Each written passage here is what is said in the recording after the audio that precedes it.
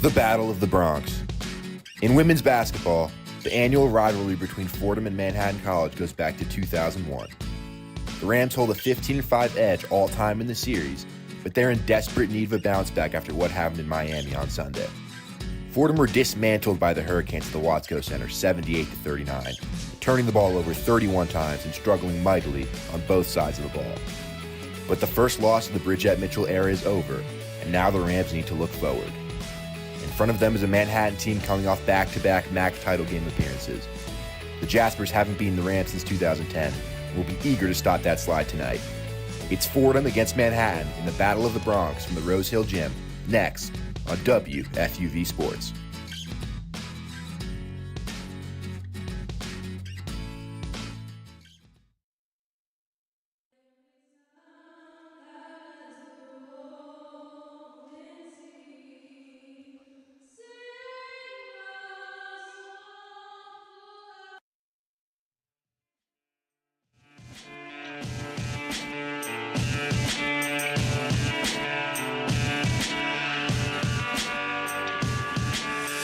What's up, everyone? I'm Danny Scott.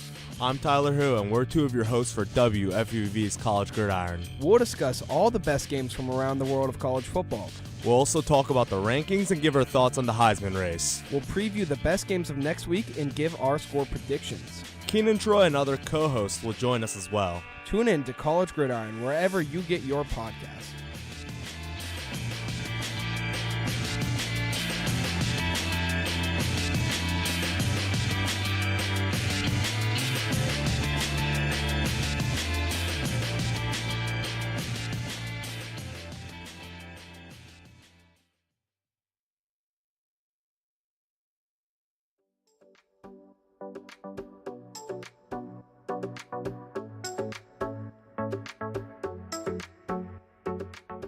What's up, everyone? I'm Julia Moss, one of the hosts of WFUV's women's sports podcast, All In. Join us each week as we break down everything from the WNBA, women's collegiate sports, the NWSL, and so much more. We're also joined by recurring hosts including Maddie Bamonte, Taylor Masetta, Sam Bohr, and Annabelle Watson. All In is a production of WFUV Sports.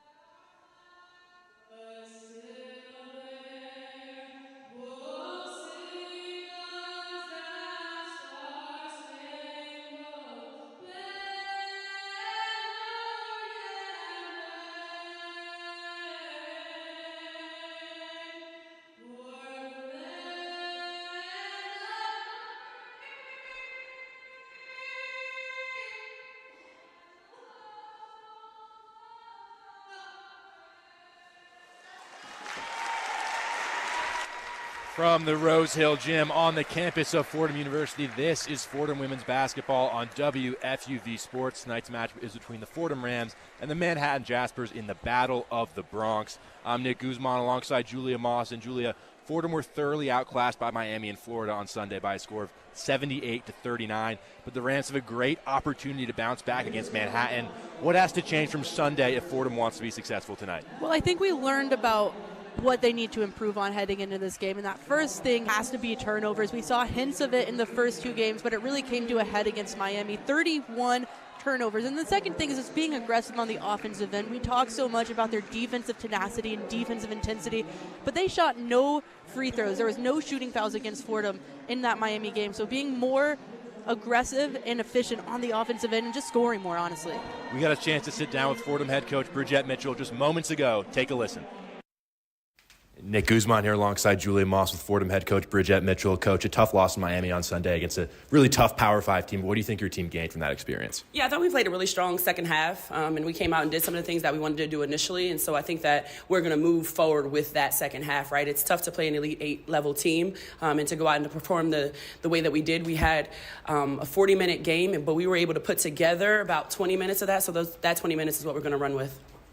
And then putting that Miami game kind of behind you, looking forward to this game, what's one thing in particular that you're looking to improve coming into this Manhattan matchup? Yeah, we want to have the attack mentality. We didn't shoot any free throws against Miami, and that's not our identity. We like to get to the basket, be aggressive, draw fouls, and so that's something that we're really going to look to do today.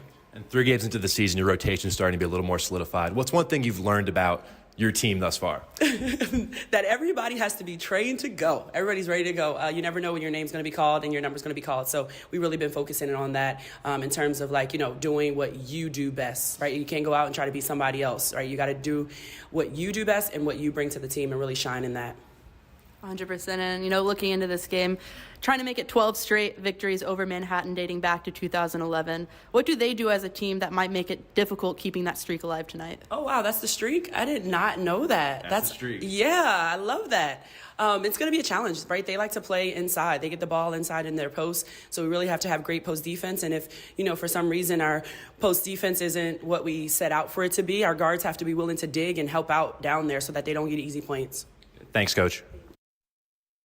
Welcome back inside the Rose Hill Gym. Fordham and Manhattan are just moments away from tip-off here in the 21st edition of women's basketball of the Battle of the Bronx. Fordham with a 15-5 edge all time. We're just moments away from tip between Fordham and Manhattan College. We've got starting lineups for the Fordham Rams. It's a little bit different of a starting lineup as we've seen in the early portion of this season. It'll be Amy Hayford, Mina Lee, Matilda Flood, Taya Davis, and Miranda Nyborg. That's the starting 5 for Fordham, and Julia Coach be opting to make some changes to the starting lineup. But when we spoke to her before the game, she mentioned that she really wants to keep the momentum built, specifically in the second half of that Miami game. And you look at the players who performed particularly well, comparatively speaking, in that second half. Matilda Flood, definitely one of those players. Only 2 for 5 from the field with 5 points, but 4 rebounds and an assist. So the stats don't exactly jump off the page at you, but when we're talking about the rest of the team, unfortunately in that specific matchup, that's one of the best stat lines we had. On the Manhattan side of things, the starting 5 will be Ann Baer, Tegan Young, Jade Blegriv, Nitzan Amar, and Petra Urich rounding out the starting 5 for the Jaspers. And with this Manhattan team, it's a team that has 7 newcomers. They've been to the MAC championship the past 2 seasons, but a little bit of a different group this season for Manhattan. Yeah, they're kind of in a similar position as Fordham, maybe to a lesser extent. Fordham in a particularly unique position, losing their entire starting 5. But Manhattan is working on rebuilding, doing some rebuilding on their own. They're 1-1 right now, so win 1, lost 1. This is going to be a big game for them to kind of try and right the ship after losing to George Washington last week. So you definitely want to see, if you're Manhattan, those newcomers kind of step in, those transfers step in and really start gelling with this team.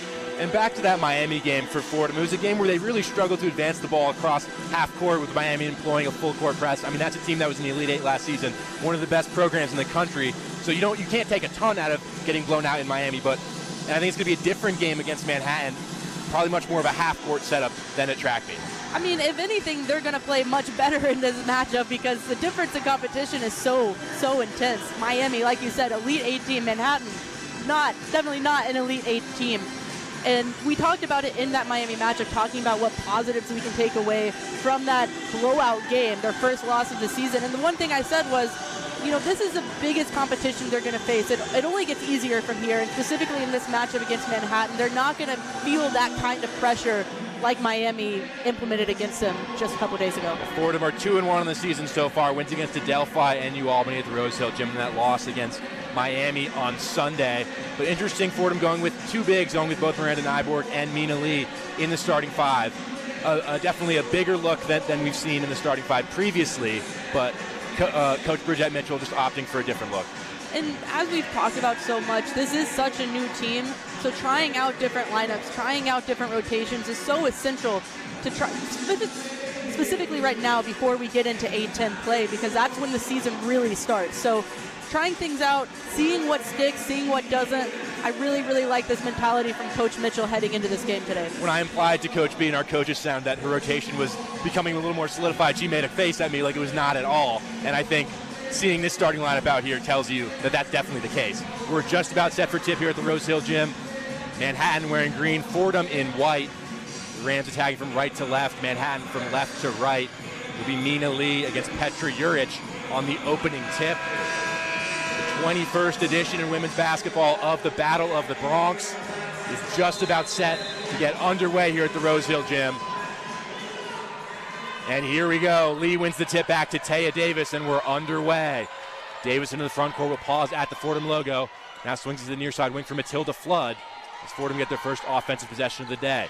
Flood now up top for Amy Hayford. Hayford gets the screen from Lee, dashes inside. Hayford gets to the lane. Miranda Nyborg, the jump from the short corner, rims out. Loose ball tipped by Lee last. And it'll be Manhattan possession underneath their own basket. Solid opening possession, an unselfish pass there to get Miranda Nyborg wide open on the left corner. Unfortunately, misses right off the rim. And Bear, the sophomore, crosses the timeline, hands off to Nitsan Amar in this near side corner. And now back up top for Tegan Young. Young with some pressure. Up top again for Nitsan Amar.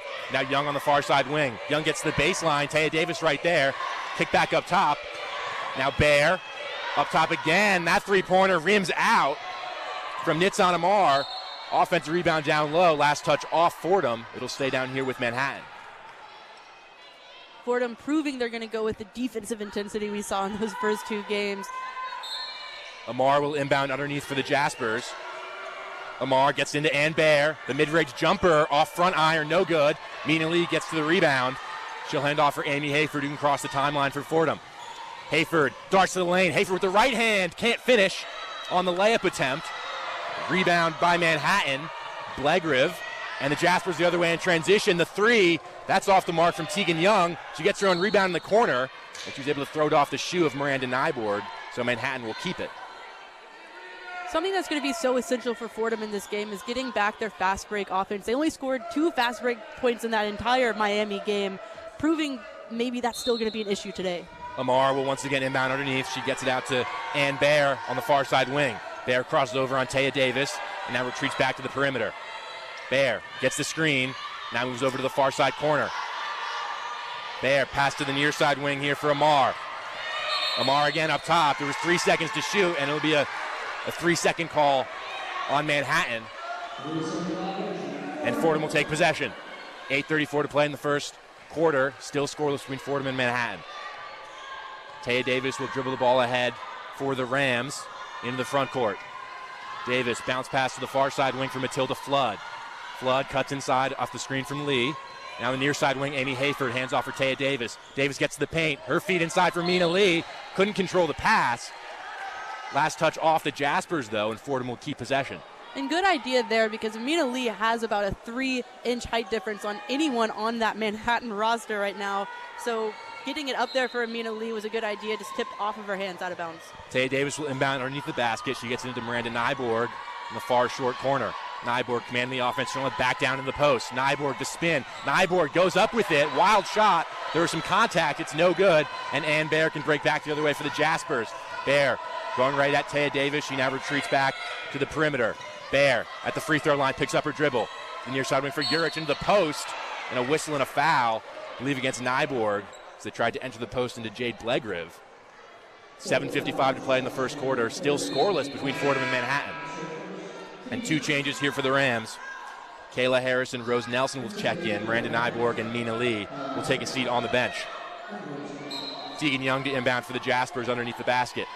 Young gets into this near side corner for Ann Bear. Bear now at the slot. Gets inside, gets to the paint. Her pass deflected off a Ram last. And Manhattan will inbound once again. There's 12 seconds to shoot.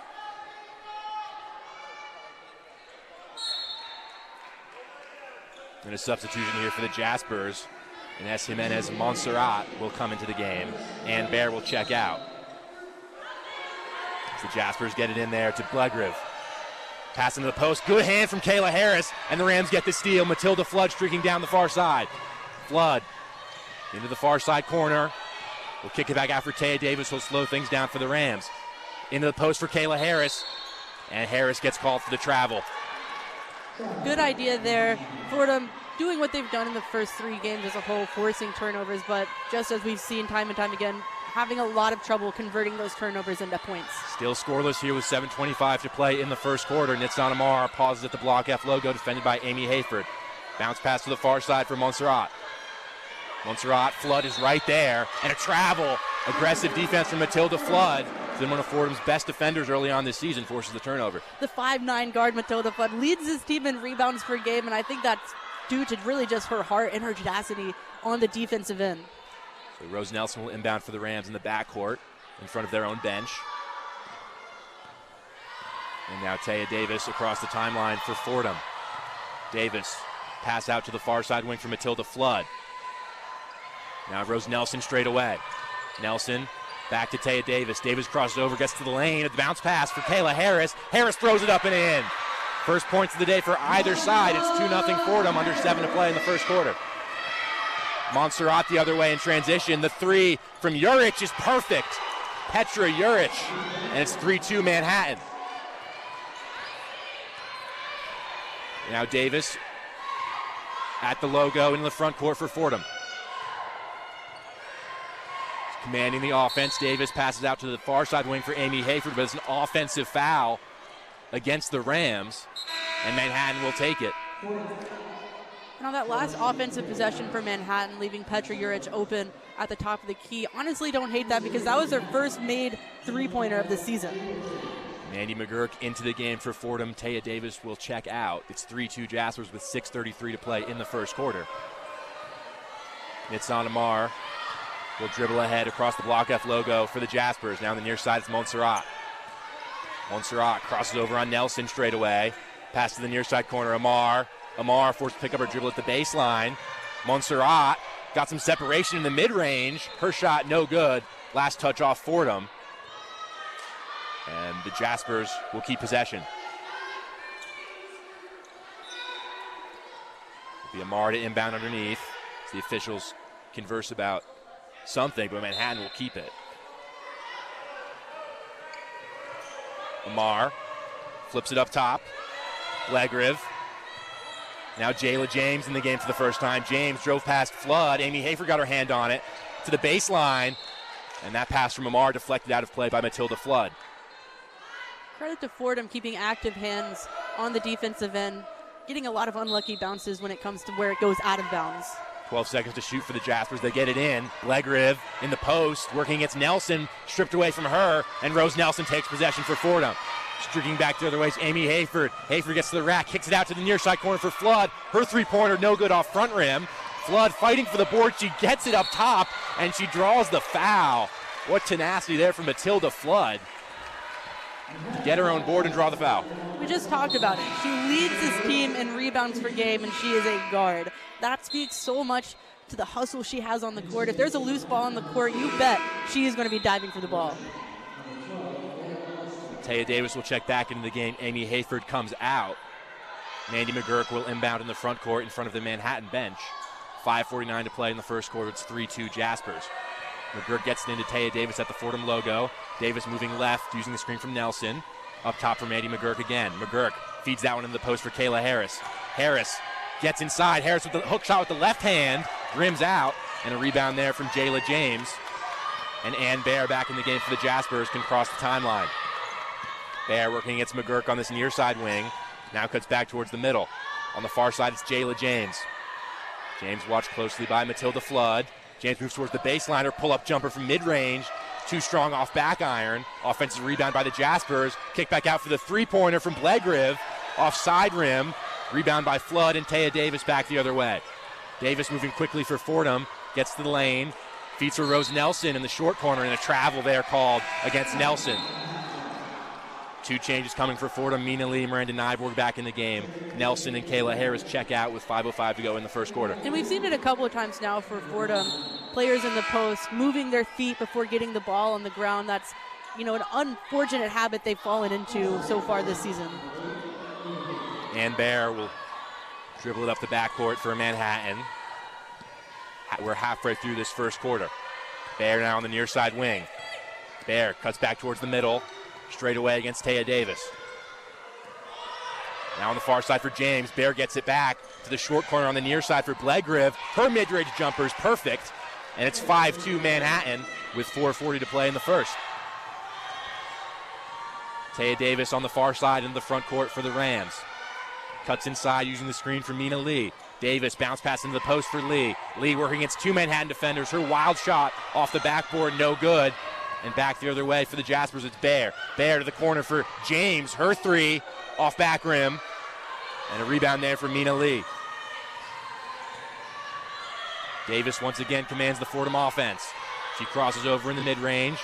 Far side wing, Mandy McGurk circles towards the middle. Now Hayford on this near side wing. Hayford, pull-up jumper from the elbow, blocked away by Montserrat. Hayford got it back, rejected again, but a foul called against Blegriv.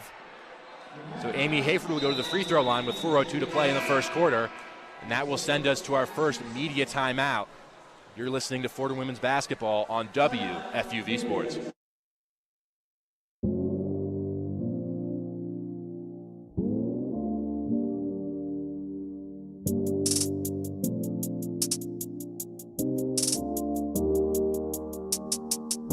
Hey everyone, I'm Will Grant. And I'm Chris Persianen. And we're two of the hosts for WFUV's very own basketball podcast, Pick and Pod. Tune in weekly for updates and our takes on the latest around the NBA, as well as exclusive insight from our very own Knicks and Nets beat reporters. We'll have you covered on everything from all of the NBA's latest drama we know and love, to debating all year long which team will get to lift that golden Larry O'Brien in June. So don't miss a beat from the hardwood on WFUV's Pick and Pod.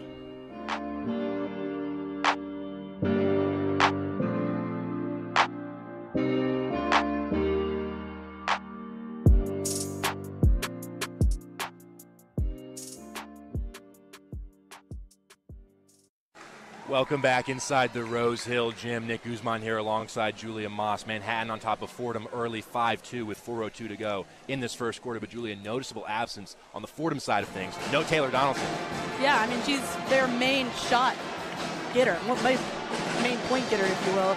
You know, coming off of a tough game against Miami, led the team in points, but she did shoot 20 times, 5 for 20 from the field. So, you know, no matter how she plays on the court, that's a specific role on this Fordham team. Taylor Donaldson is the one that's going to get those shots up, and she's not even on the bench right now, definitely not playing tonight, so that is a huge hole for Fordham. She's a player for the Rams that, even if she's not shooting at an efficient clip, she's still going to push the pace, and still a big part of what Coach B wants to do for this team.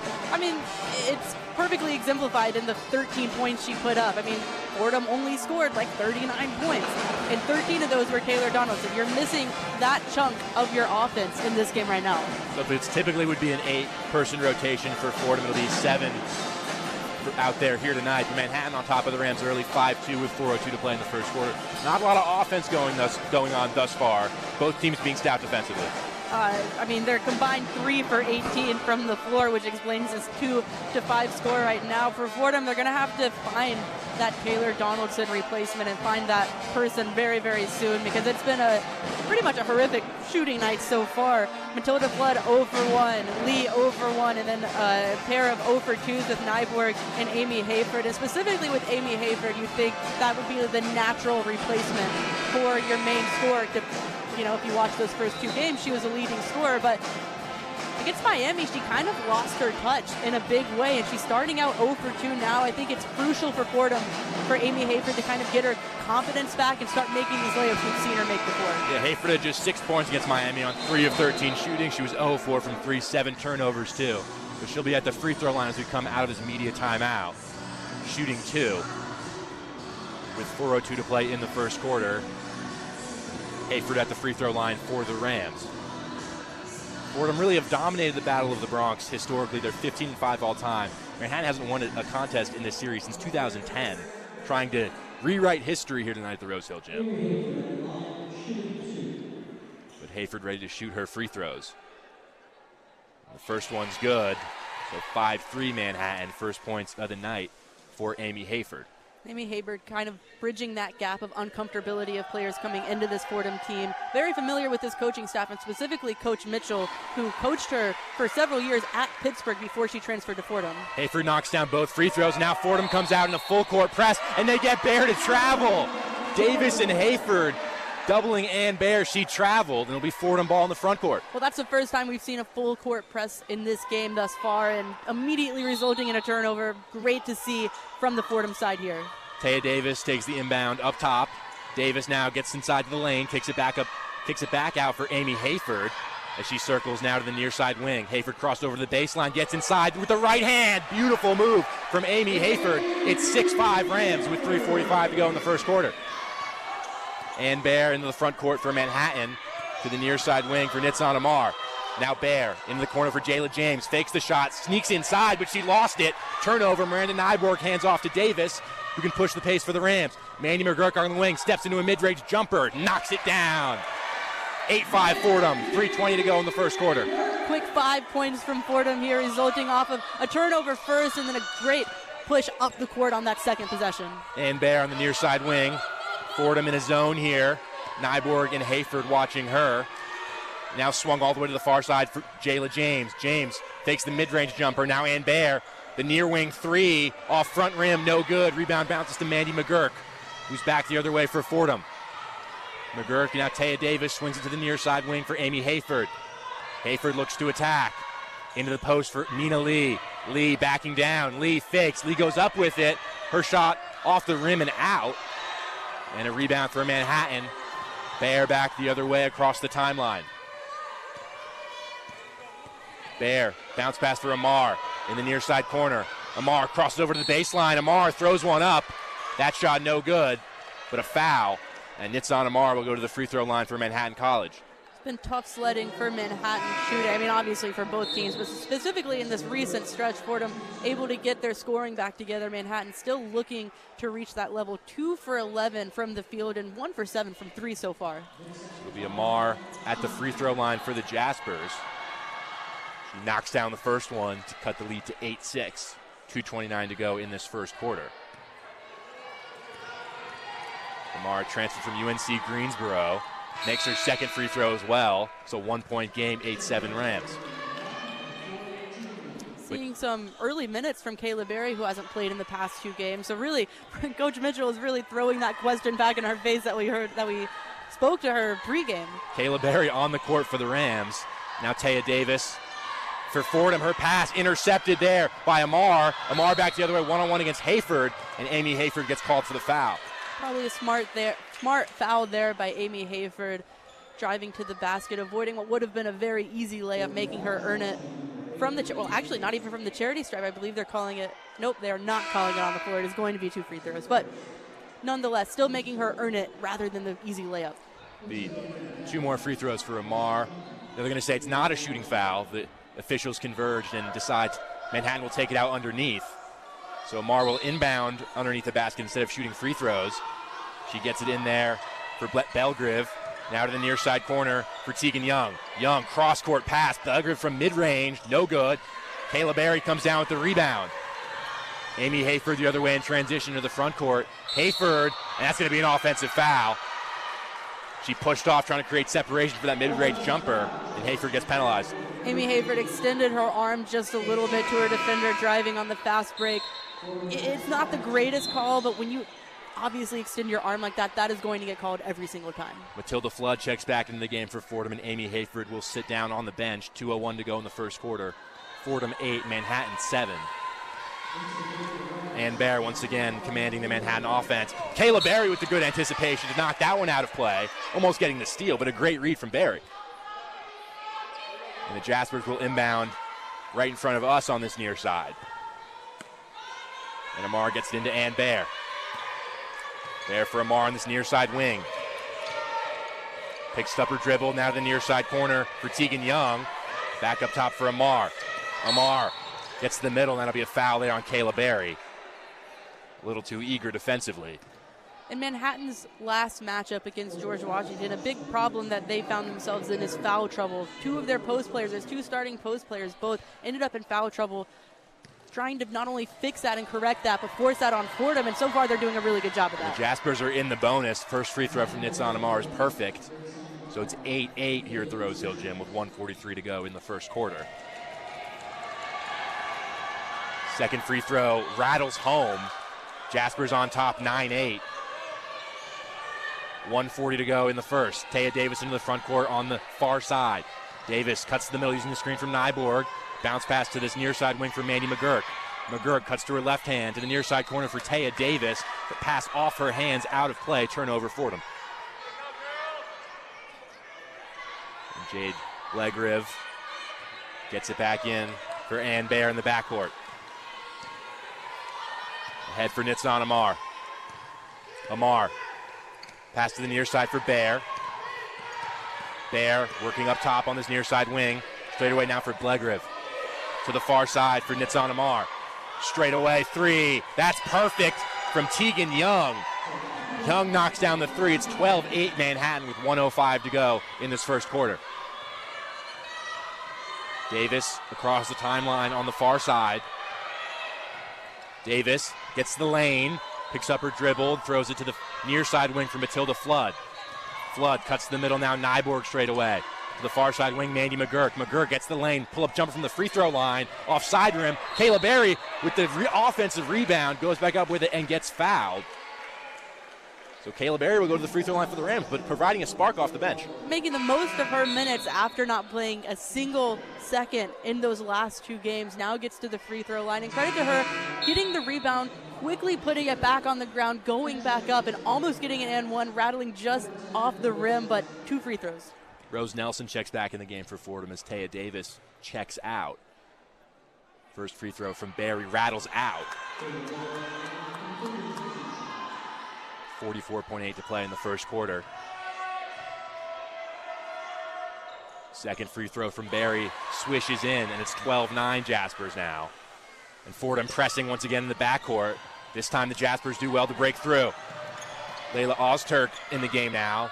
Kicks back up top for Nitzan Amar. Will slow things down at the Block F logo with 35 to go in the quarter. Amar gets the lane. Now on the far side wing for Ann Bear. An open three off front rim, no good. Kayla Berry with her third board of the day. Mandy McGurk will slow things down with the shot clock turned off. 22 to go in the first quarter. McGurk for Berry. The handoff back for McGurk, now into the post for Miranda Nyborg with 13 to go. Nyborg gets the baseline. Nyborg with the right hand. Beautiful finish from Miranda Nyborg. 12-11 Jaspers. 5 seconds to go as Manhattan goes back the other way. Ann Bear, the feed. They need to get it up. There's 2 seconds. The long three rattles out. Almost went down from Nitzan Amar. It's 12-11 Manhattan after 1 quarter of play. And we'll send it back to our Rose Hill studios for the one-on-one scoreboard with Will Jing. The one-on-one halftime report.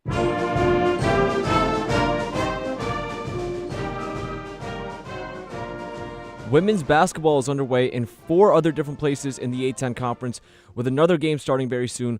All 6 women's A-10 games tonight will be between in-state opponents. UMass is currently down to Harvard, 48-37. Davidson and Duke are battling back and forth, 13-9. Dayton is in a close game with Ohio, 8-7 so far. And Albany is off to a great start against St. Bonaventure, 12-4. The Loyola Chicago Ramblers versus the Bradley Braves will kick off at 7:30. And top 25 women's basketball games currently, number 1 South Carolina is destroying Clemson 31-6, and number 8 UConn holds a 38-27 lead over number 20 Maryland. With the one-on-one scoreboard, I'm Will Jing.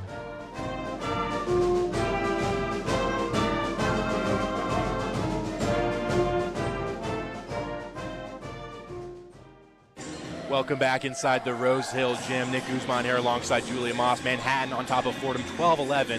We'll send it over to the third member of our crew for the first time today, Riley Lucas. Take it away, Riley. Thanks, Nick. 5 minutes of playing time went by without a single point on the board. These Rams are really dialed in on the defensive end as Coach Bridgette Mitchell emphasized the importance of post defense since Manhattan likes to play inside.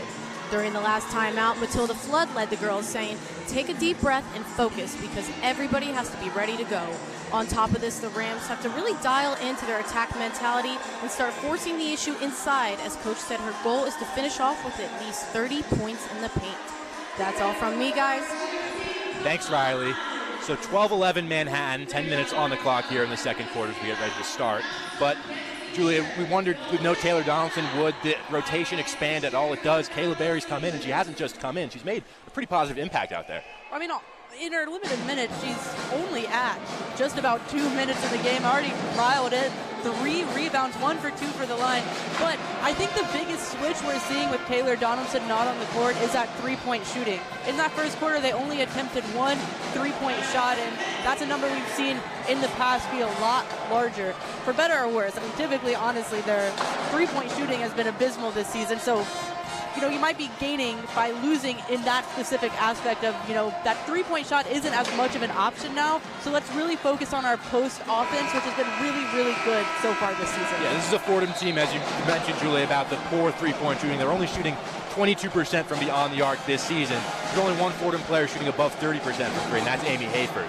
And that's the thing. It's not like they're at 20% and they're not shooting that much, and that's why the percentage is low. They are shooting a lot from behind the arc, and that percentage is low. So that speaks even more to the emphasis that needs to be put, maybe on fixing that three-point shot at some point, but right now they need points, and the way they're going to get that is on the inside in the paint. Manhattan will get us started to start the second quarter as Nitsan Amar will cross the timeline for the Jaspers. Working against Matilda Flood straight away. Now to the far corner, the three, that's perfect from Ann Baer. Bear having a tough start so far. 0 for 3, finally gets her first one to Ryland. Taya Davis back the other way for Fordham, using the screen from Miranda Nyborg up top. Now Kayla Berry to this near side corner for Matilda Flood. Flood cuts towards the middle, and a foul there on the Jaspers. Tegan Young gets whistled for it. We've seen quite a few fouls on the other end against Fordham on those drives in. Fordham finally able to draw one of their own. So Taya Davis will inbound underneath the basket for the Rams. Davis looking for an option to the far corner for Mandy McGurk. McGurk picks up a dribble at the elbow. Now to this near side wing for Matilda Flood. Back up top now for Taya Davis. 10 seconds to shoot for the Rams. Davis attacks to the right side. Davis trying to feed Nyborg in the post. Taken away by the Jaspers. It's Baer leading the transition the other way. She circles around in the far corner. And now Amar back to this far corner for Baer. Baer gets to the paint. Baer steps into a shot. Threw it up off front rim. No good. It's a nifty move but couldn't finish. And the pass back the other way deflected out of bounds. Last touch off Manhattan as Davis tried to find McGurk. Something Fordham's been able to do pretty well in this game in particular is able to stop the fast break. They've turned it over a few times, but they haven't been made to pay for it yet because of their hustle back on defense and able to stop the fast break quickly. Flood inbounds for Davis up top. Davis crossover to the left hand. She gets to the basket, picks up her dribble. Now Barry. In the far short corner is Miranda Nyborg. She gets whistled for the travel. Or a 3-second violation, rather, on the Rams. 8:52 to go in the second quarter. It's 15-11 Jaspers as they take possession. Nitsan Amar for Manhattan at the Block F logo. Working against Matilda Flood. Petra Juric swings it to this near side corner. Tegan Young went up for it, a whistle and a foul. And Tegan Young will go to the free throw line for the Jaspers. I'll be honest, from our vantage point, it looks like she went up for the shot, lost control, and just threw it up in the air. I'm not sure exactly where the contact was or who they called that foul against. Young will shoot two from the line. Freshman from Massachusetts, who started the second game against Georgetown, coming off the bench in the opener against Central Connecticut State. He gets the first free throw to go down. She shot just 1 of 9 against Georgetown in 19 minutes of play. Second free throw rattles home. 5 points for Young on the day. 17-11 Jaspers. 8:35 to go in this second quarter. Taya Davis across the timeline for the Rams. Miranda Nyborg now to the near side wing for Matilda Flood. Flood. The screen from Kayla Harris on the court. To the far corner from Miranda Nyborg, and she traveled. That is the second time we've seen that kind of situation happen with Miranda Nyborg. Pump faking, getting happy feet on the way up, letting her feet leave the ground, and then on the way down, if you're not passing it, it's going to be called a travel. Amar commanding the offense for the Jaspers the other way. Juric swings it to the far corner for Ann Baer. Baer gets to the baseline, has to pick up her dribble, back up top for Amar. Now Young for three. That's perfect. Tegan Young has 8 points. It's 20-11 Jaspers. Momentum fully with Manhattan right now. That lead that Fordham one side is now turned into an 8-point deficit. Taya Davis quickly back the other way. Now Miranda Nyborg straight away for Fordham. Nyborg to the elbow for Kayla Harris.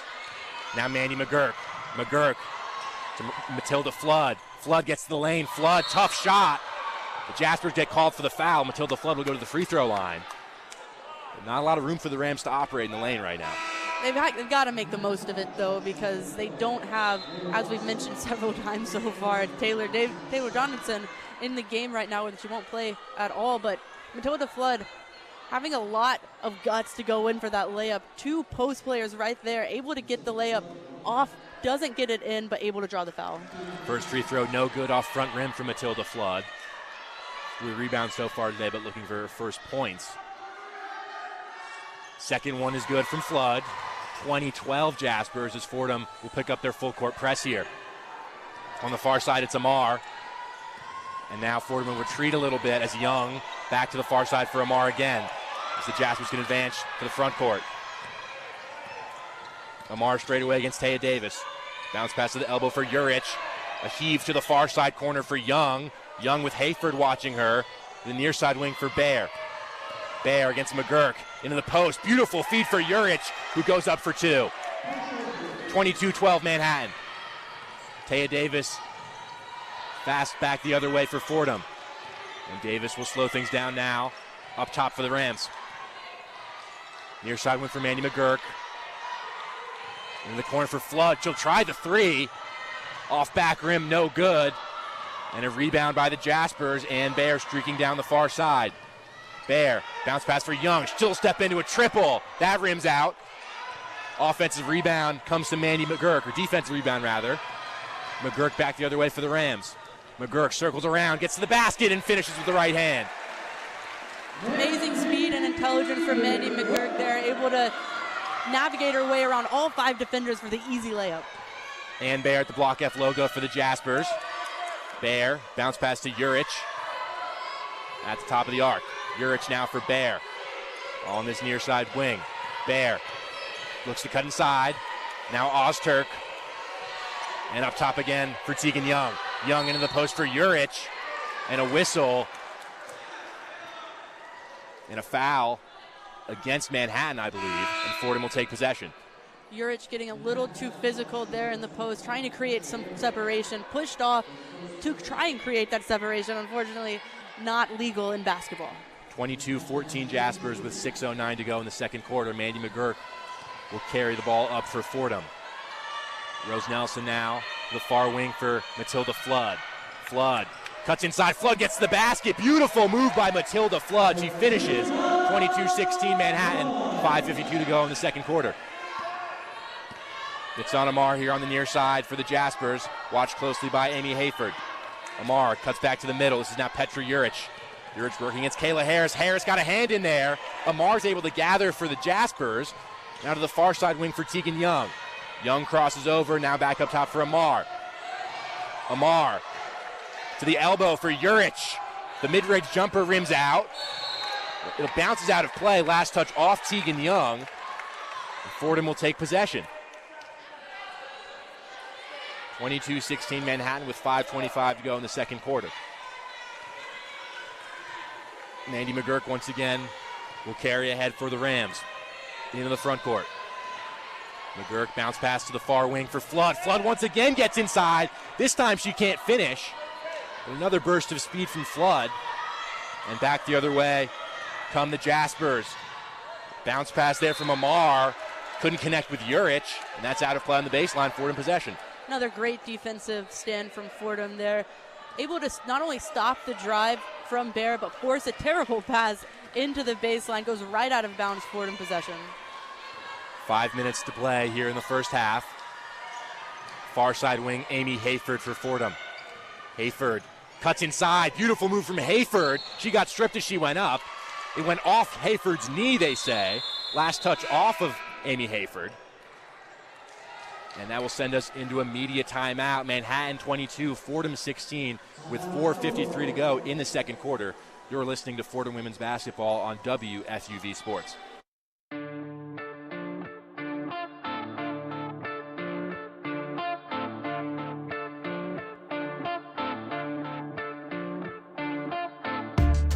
What's going on, guys? I'm Jack Warner, one of your New York Rangers beat reporters for the 2023-2024 NHL season. I'll have you covered all season long as New York looks to bring a Stanley Cup back to the Big Apple in Peter Laviolette's first season as head coach. Follow me on Twitter at Jack_Warner23 for live game updates, post-game media availability, and all things Blue Shirts.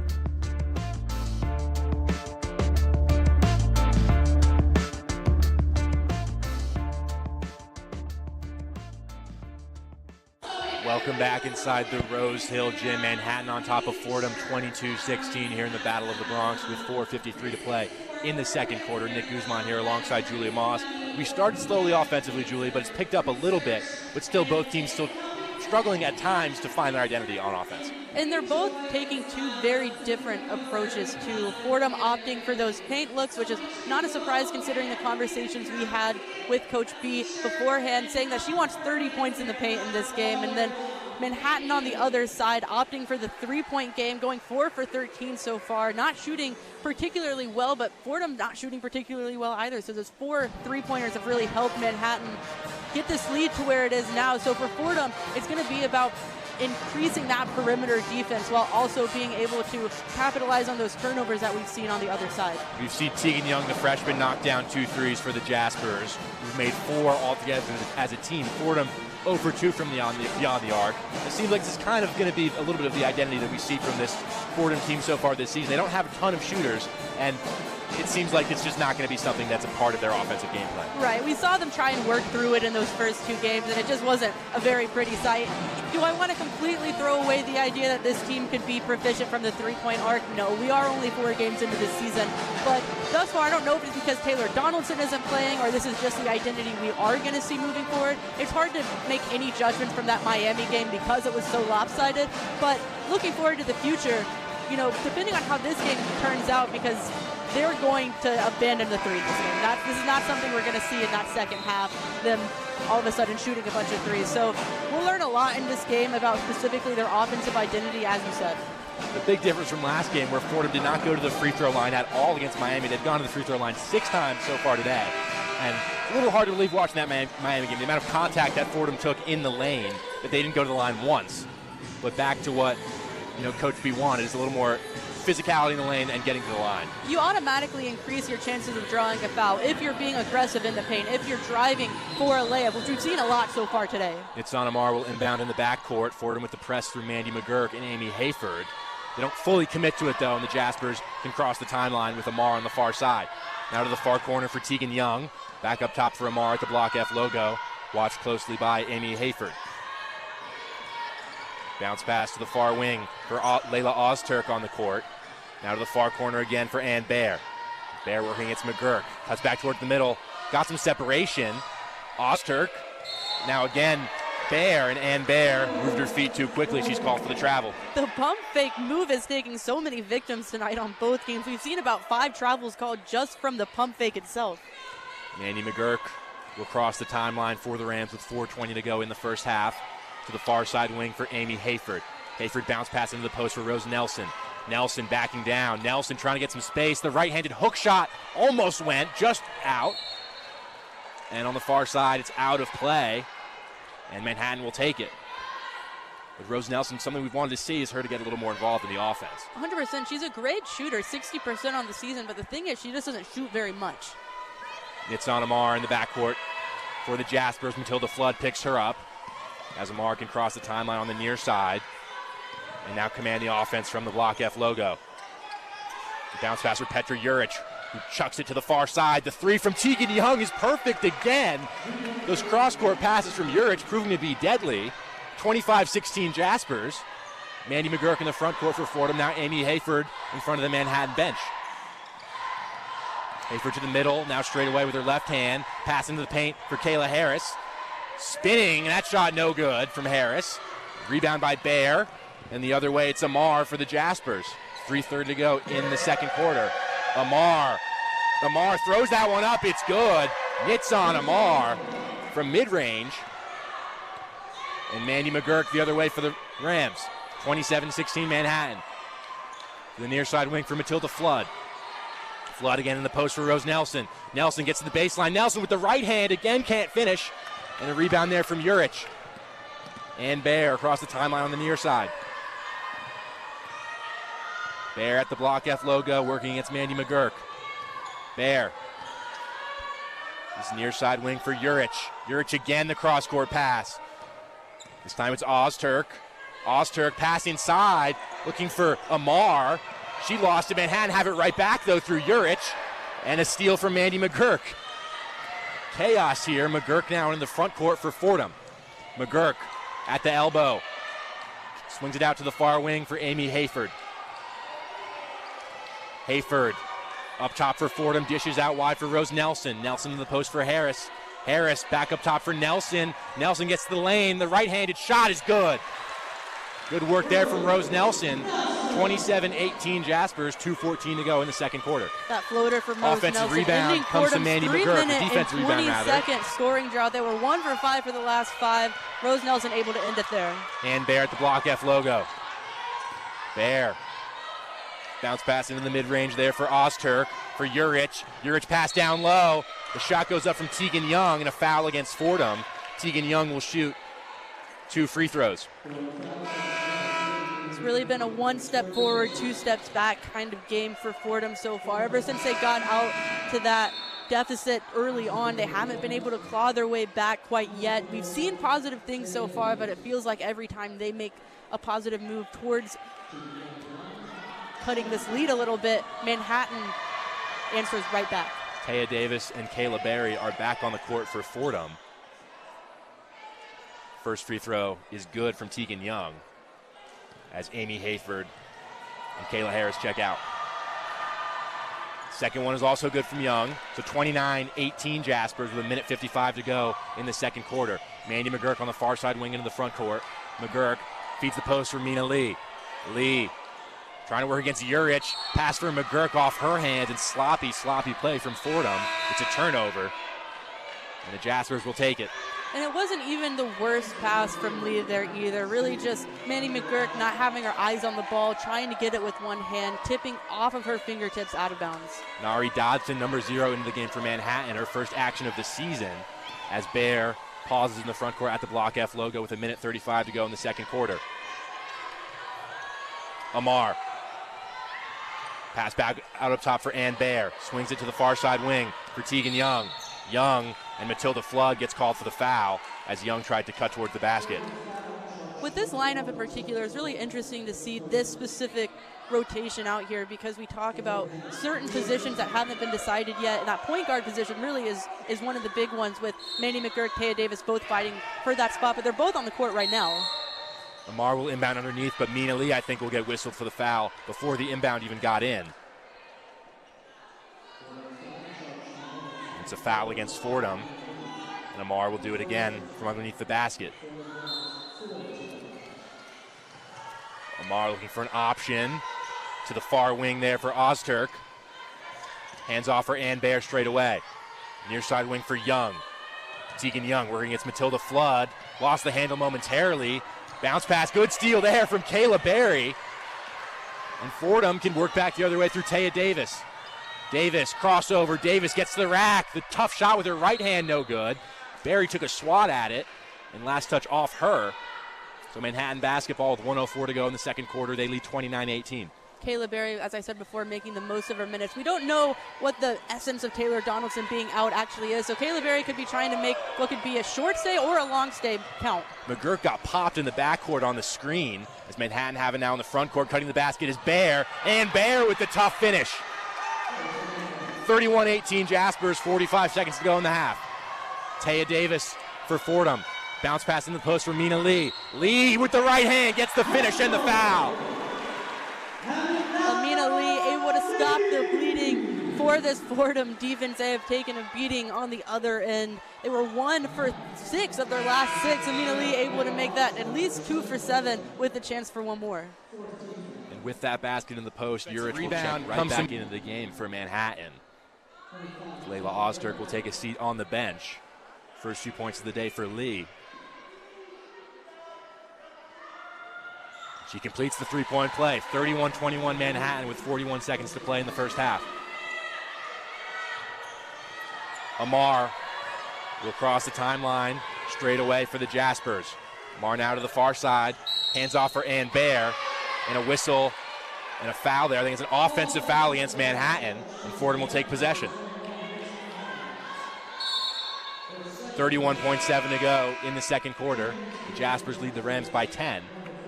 Fordham will inbound in the backcourt in front of their own bench after the offensive foul. Taya Davis will slowly bring it ahead. It's about a second difference between the shot clock and the game clock here at the end of the first half.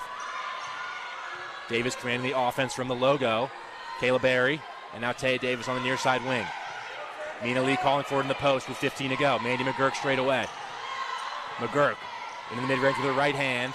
Back up top for Taya Davis. 9 to play. Davis, the pass, deflected. Loose on the far side. Matilda Flood fighting for it. Kayla Berry gets it. There's 1 second to play.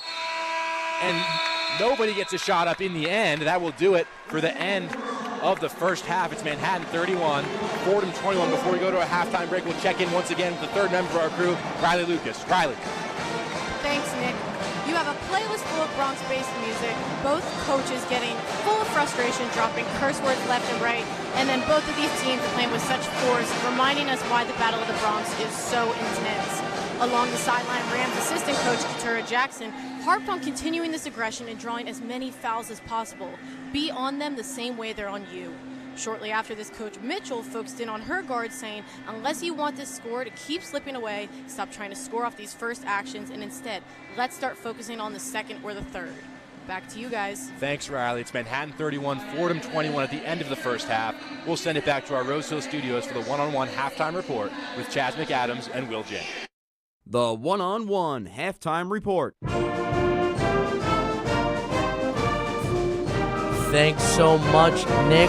We're gonna get into it on the WFUV Sports halftime report, but first I'm gonna kick it to Will Jing for the scoreboard.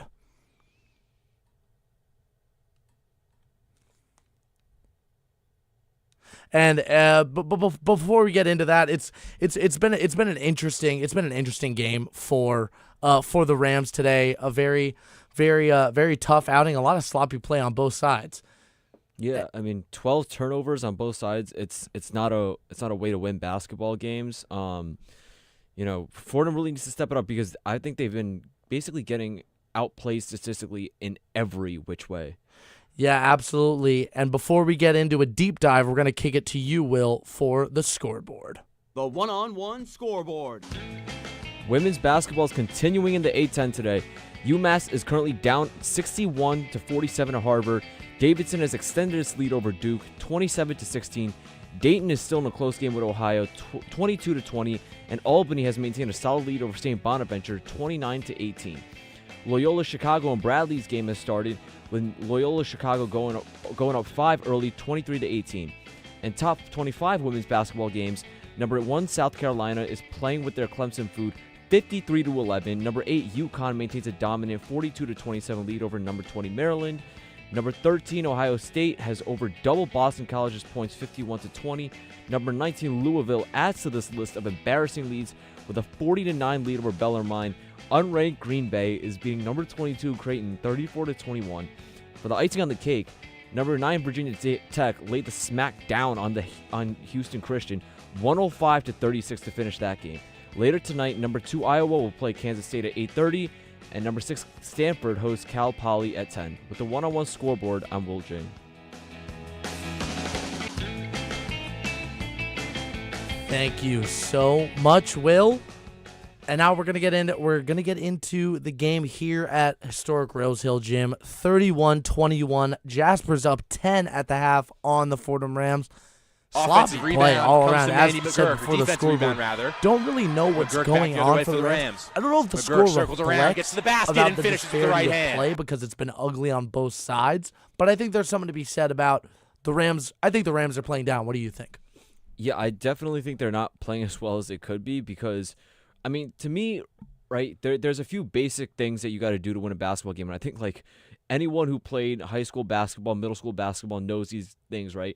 Make your free throws, get rebounds, don't turn the ball over, simple things like that, get easy buckets, and Fordham's just not doing that right now. They're shooting 5 for 7 at the stripe, getting out-rebounded offensively and defensively. Field goal percentage-wise, they're getting outplayed by Manhattan. It's just all around that they're getting beaten. I agree, but I think that it's bad on both sides. I mean, it is. Fordham 8 for 23, Manhattan 9 for 24. That's very, very, very similar. And I think the only difference is Manhattan's hit a few threes. Manhattan's hit a few key threes. I mean, Fordham 0 for 2 from the line. Manhattan 5 for 14. So I think that's where the real disparity comes in. And I also think the real disparity is Manhattan seems to have a player to key in on, Tegan Young. Tegan Young with 13 points on the day has been great for the Jaspers on both sides of the ball. How important do you think it is for the Rams to find their own player to key in on? Who do you think that player should be to lead them in scoring, rather than the splits that we have now? 4 points, 4 points, 3 points, 3 points, 2 points, 2 points, 2 points. That kind of drop-down scoring doesn't really work if you're trying to win a basketball game. Yeah, absolutely not. I mean, to allow 13 points from a player on the other team, and then your top scorer has 4 points. That's a huge disparity. And like you said, 3-pointers. Manhattan does have 5 threes, which accounts for literally just under half of their point total. So yeah, that could definitely affect the point total that we see at the half. But also, Fordham just needs to do a better job at both ends of the ball. I think that it's the little things adding up right now for Fordham, other than, like you mentioned, the threes.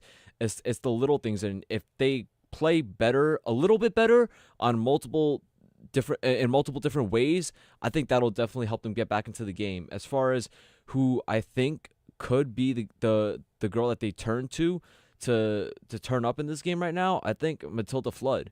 She's played 17 minutes right now. That's the tie for the most minutes for this game so far on the Fordham side. She's taken the most shots. So I think right now, if you're going to look for somebody, you're looking to the player that you're using the most. And right now, that's Matilda Flood. Yeah, they just got to fall. They just got to fall for the Rams. And 12 turnovers apiece on both sides. I wouldn't exactly call it a defensive outing for both teams. I think it's just sloppy play. But this Rams team, talent-wise, is better than this Jaspers team. I'm so comfortable in saying that. They're playing down right now. 1,000% they're playing down. And psychologically, when you're taking part in a basketball game and you know that you're better than the other team and you still can't get it done, that messes with you so bad. So bad. And with players like Amy Hayford, Matilda Flood, like you said, even Mandy McGurk, that can have such high scoring outbursts, and they got 4 points apiece, 3 points apiece. Outings like that are just terrible. Yeah, I mean, I don't know what is happening. It could definitely be mental. I mean, as personally someone who played basketball, very seriously when I was younger, I can tell you that mentally it does have a big effect.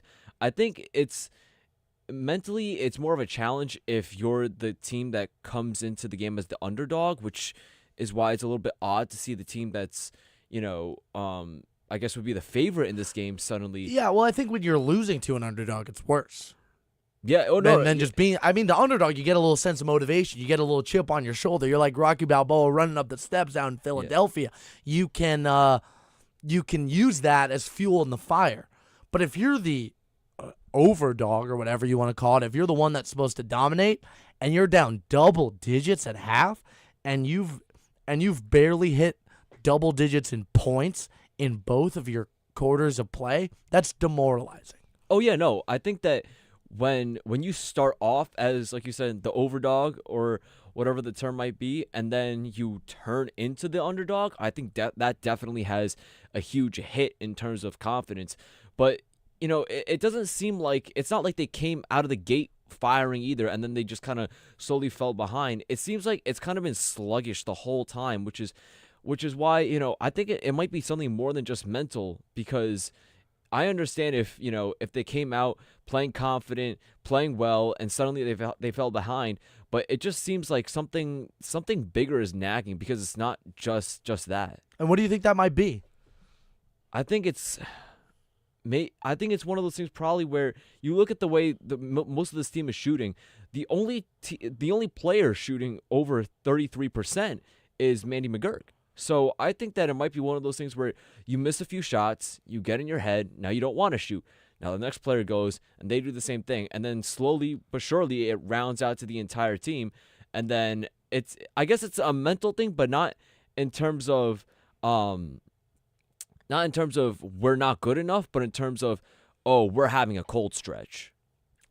Absolutely. I couldn't agree more. I think, but you can't be afraid to miss those shots. You know what I mean? A lot of these girls haven't shot more than 5 shots this game, right? Not a single one has shot 5 shots, actually. So when you go, you can't be afraid to miss, because you might make them, right? It's a confidence issue, I think. And coming off, let's get in the DeLorean, let's hit the flux capacitor, go 88 miles an hour back in time to their loss against Miami this past Sunday. When you get 40-pieced by a team that could probably be ranked, I mean, you had an Elite 8 banner raised above your head, and then you had to go play 40 minutes of tough basketball in the 305. You come off of that and you get a home. You get to go home for the Battle of the Bronx. You've won 10 straight as a program. I just don't understand how you don't come out with more fire than they did. They look sluggish out there in the beginning. They look like they don't want it. Maybe they don't, and maybe it might be because of something where that impact from that loss last week against Miami is leaking over. You know what I mean?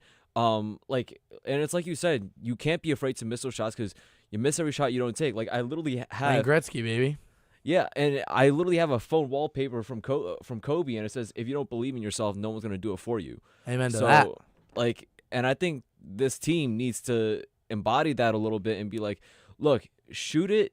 If you miss, it's okay. You know what I mean? You're gonna come back down and get another chance. But play like the team you know you can be. And even if you're missing, it's okay. Everything's gonna be fine. Every single play is a new play. It's another opportunity to get back in this game." We've talked about what we want to see from the players between the 94 feet on the hardwood. What do you want to see from Coach Brigitte Mitchell? What kind of adjustments do you want to see? Maybe a little change in the playbook. What do you, Will Jing, think that she can do to turn this game around and maybe get the Rams some fighting spirit? I don't think it's anything. It's not something where she needs to play a certain player more, or it's not something where she needs to make a certain adjustments in terms of zone to man or man to zone or anything like that. I think it's just a matter of the way this team is playing, just being like, look, like there's another 2 quarters. We're only down 10. There's plenty of time. All right, like don't let this past half define you. And I think that's the main thing. Don't just staying present in the moment and not worrying about what's already happened. I think that's the biggest adjustment they can make, and that's the biggest thing they can do to put this, I guess, in a way, monstrosity of a half behind them. Be remiss to say if Fordham wasn't missing their second scoring option in Taylor Donaldson this game, she's not playing, and also Amy Hayford with 3 personal fouls in the first half, it's going to be a struggle for them. But that's going to do it for us here, the Halftime Report. Always have a good time talking ball with my man, Will.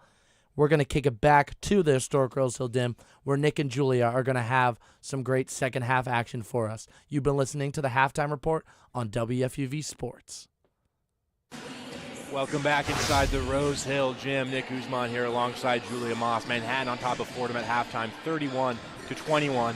And Julia, it's a half where Manhattan only made 1 more field goal than Fordham, but their 5 made 3-pointers, their 8 free throws at the line, really making a difference. Manhattan has just done the little things right over and over and over again. You watch this game and it doesn't really feel like it should be a 10-point game because the small wins Manhattan has taken has come, just little by little, and it's added up. You mentioned the 1 field goal difference. Fordham shooting 8 for 23, Manhattan shooting 9 for 24, but yet we're looking at a 10-point game. And that's come in free throws. They're 8 for 8 from the free throw line. And just the fact they're shooting threes. They have 5 3-point makes, and Fordham has yet to make one, only shooting 2. So it's been those small wins for Manhattan that Fordham just hasn't been able to respond to so far. Manhattan have a really great chance here tonight to make history. They have not beat Fordham since 2010. Rams 15-5 all-time in the Battle of the Bronx. But it's the Jaspers with a 31-21 lead at the break. And Julie, we heard Chaz ask Will, what's one thing that, Coach B should change heading into the second half? And for you, it feels like something definitely does need to change, but what do you think that is?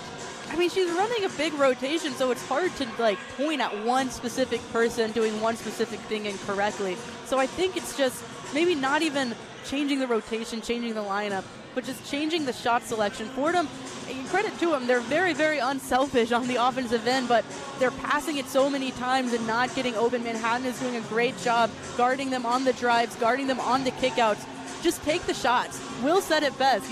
Shoot it. If it doesn't go in, it doesn't go in. You just try again. But they're taking too long to get shots up. They're getting too deep into the shot clock before they get their play started, which is something we've seen time and time again so far in this early season. But as far as one thing that needs to change, I think just shoot more. Fordham's leading scorers are Amy Hayford and Maine McGurk with 4 points each. So that tells you a lot about sort of how much the offense has struggled out there. It's good that they're spreading the wealth and a lot of players are able to score, but when you're down 10, you really need 1 or 2 players to really step up and really take advantage and build momentum for this team. Tonight's the start of a 5-game homestand for the Rams. They play Georgiancourt on Monday, followed by a date with UMass Lowell the following Saturday. But for now, the Rams have their work cut out for them in this second half. Down by 10 to a Manhattan team that's been to back-to-back MAC championship games. They lost both of them, but they're kind of hoping the third time's going to be the charm this year, although it is a much different group than it was last season, with a lot of departures and 7 new players entering the frame. We talk about this win streak that Fordham has amassed against Manhattan. I mean, I would argue that it doesn't even matter right now because both two different teams. 2 entirely different teams right now. And Manhattan has really played Fordham's game really, really well. We talk about Fordham being so good rebounding, being so good at being defensively tenacious. But it's Manhattan that leads the rebounding battle right now, 17-13. And that's not something we've seen outside of that Miami game, Fordham be on the negative side of so far this season. We're just about set to start the second half here at the Rose Hill Gym. Manhattan on top of the Rams, 31-21. For Fordham, no Taylor Donaldson in this game. We've seen Kayla Berry get some minutes off the bench for the Rams. And the 5 for Fordham to start the second half will be Rose Nelson, Taya Davis, Matilda Flood, Miranda Nyborg, and Mina Lee. And it'll be Fordham possession to start. They'll inbound on this near side. And Taya Davis will command the Fordham offense as we're underway in the second half of the Rose Hill Gym. Davis now circles to the far side wing, commanding this Fordham offense. Mina Lee calling for in the post. The bounce pass into the post for Lee, and Lee traveled as she tried to spin. Not the start you want to see from Fordham when you're down 10, trying to eat into a lead a little bit. An immediate turnover to start the half is not the way to do that. Nitsan Amar will carry the ball into the front court on the far side, and a foul underneath immediately against Fordham. And the Jaspers will inbound underneath the basket. 9:40 to go in this third quarter. Not sure what happened there, but it seems like it's going against Miranda Nyborg. She is absolutely and honestly laughing on the court at that call. So Amar to inbound for the Jaspers. Pass back up top for Jake Belgriv. Now to the far corner for Nitsan Amar, and a whistle and an offensive foul there against Belgriv. And it'll be Fordham possession on the screen. The referee is not making any fans tonight on either side. 2 different calls by on two different teams where both of them are in awe that that foul was actually called. Taya Davis into the front court, gets it back from Miranda Nyborg. Davis now up top straight away from Matilda Flood. Flood uses the screen from Nyborg. Thought about a shot. Taya Davis drives in. Nyborg now in the short corner. Back up top for Flood again. Flood for Mina Lee. Lee looking to back down. Lee lost possession, gets it back, pivots. The right-handed hook shot's good from Mina Lee. It's an 8-point game with 9 minutes to go in the third quarter. Amar back the other way for the Jaspers at the logo into the front court. Ann Baer now on the far side. She'll command the offense up top. Miranda Nyborg is on her. To the far side wing now into the corner for Tegan Young. Young, the bounce pass into the post. The cross-court pass from Urich. Well read by Taya Davis, who gets the steal. Davis back the other way. Passed into the lane for Lee, and Lee stepped on the baseline. A turnover for the Rams. Taya Davis put just a little too much on that pass, forcing Lee to jump into the pass on her way down. Foot touches the baseline. Possession back with Manhattan. A press here for Fordham. Matilda Flood providing some pressure in the backcourt, as is Taya Davis. This is Baer. Long cross-court pass to the far side for Urich. It's off her hands. Lee gets there. Urich able to recover. This is Amar now at the elbow. To the far short corner for Urich. Her mid-range jumper off front rim, no good. Rebound Miranda Nyborg. Taya Davis back the other way into the front court for Fordham. 8:10 to go in the third quarter. Taya Davis at the Block F logo. Now circles to this near side wing. Passes up top for Matilda Flood. Flood drives to the lane. Flood with the left hand. Just rims out. And a rebound for the Jaspers with Tegan Young. Looking to push the pace the other way. Young into the far corner. She's trapped there with Flood. Some space there for Belgriv. And in the near corner for Baer. Her three-pointer. No good off front rim, but an offensive rebound from Urich. Back up top for Amar. For Baer again straight away. We'll settle things down for the Manhattan offense. Blegriv against Nyborg. Blegriv gets to the lane, kicks out to the far side wing. Tegan Young's three. She got it. Tegan Young's been on fire from distance. It's 34-23 Jaspers. 7:20 to go in this third quarter as Taya Davis holds the Block F logo for the Rams. Davis to the far side wing, commanding this Fordham offense. Davis looking for Miranda Nyborg in the post. She gets it to her. Nyborg, the pull-up jumper from the short corner, no good. Lee fighting for the offensive board. And a whistle, and it'll stay with Fordham, I believe, as Lee fought for it. And a foul against Manhattan. Lee with the incredible rebound there. Something that we didn't see from her very much against Miami is corralling those rebounds and using her height to her advantage. Not only gets the rebound, withstands the pressure after that, and able to draw the foul. Mandy McGurk checks into the game for the Rams. Rose Nelson will take a seat on the bench. And Fordham will inbound underneath the basket through Taya Davis. 7:03 to go in this third quarter. Some confusion here about a substitution that Manhattan's trying to make. They're trying to get Layla Ozturk into the game. And now she'll enter as Petra Juric will check out. So Davis to get it started again underneath. Davis, the pass up top from Miranda Nyborg. Nyborg hands off for Davis. Davis, the pull-up jumper from mid-range, swatted away, and now comes for Mandy McGurk for three. Her shot no good off side rim, but Miranda Nyborg grabs the offensive board. Nyborg working the post, a wild shot from Nyborg off the side of the backboard. And a foul against Matilda Flood in the backcourt as Amar tried to break upcourt. Low quality shot from Miranda Nyborg there. Tried to pull the post move on two defenders, turns her back, still guarded, tries to put the layup up, doesn't hit the backboard, off the side of the backboard itself, actually, out for Manhattan. Press again here from Fordham as Amar will inbound underneath her own basket. Flood and Davis applying the pressure. Manhattan able to pass through it. This is Amar now streaking into the front court on the far side to the far corner. That shot from the corner, no good. Flood fighting for the board. She stumbles out of bounds. Last touch off Matilda Flood. So Ozturk who let it go from mid-range. 6:35 to go in the third quarter, 34-23 Manhattan as they'll inbound underneath the basket.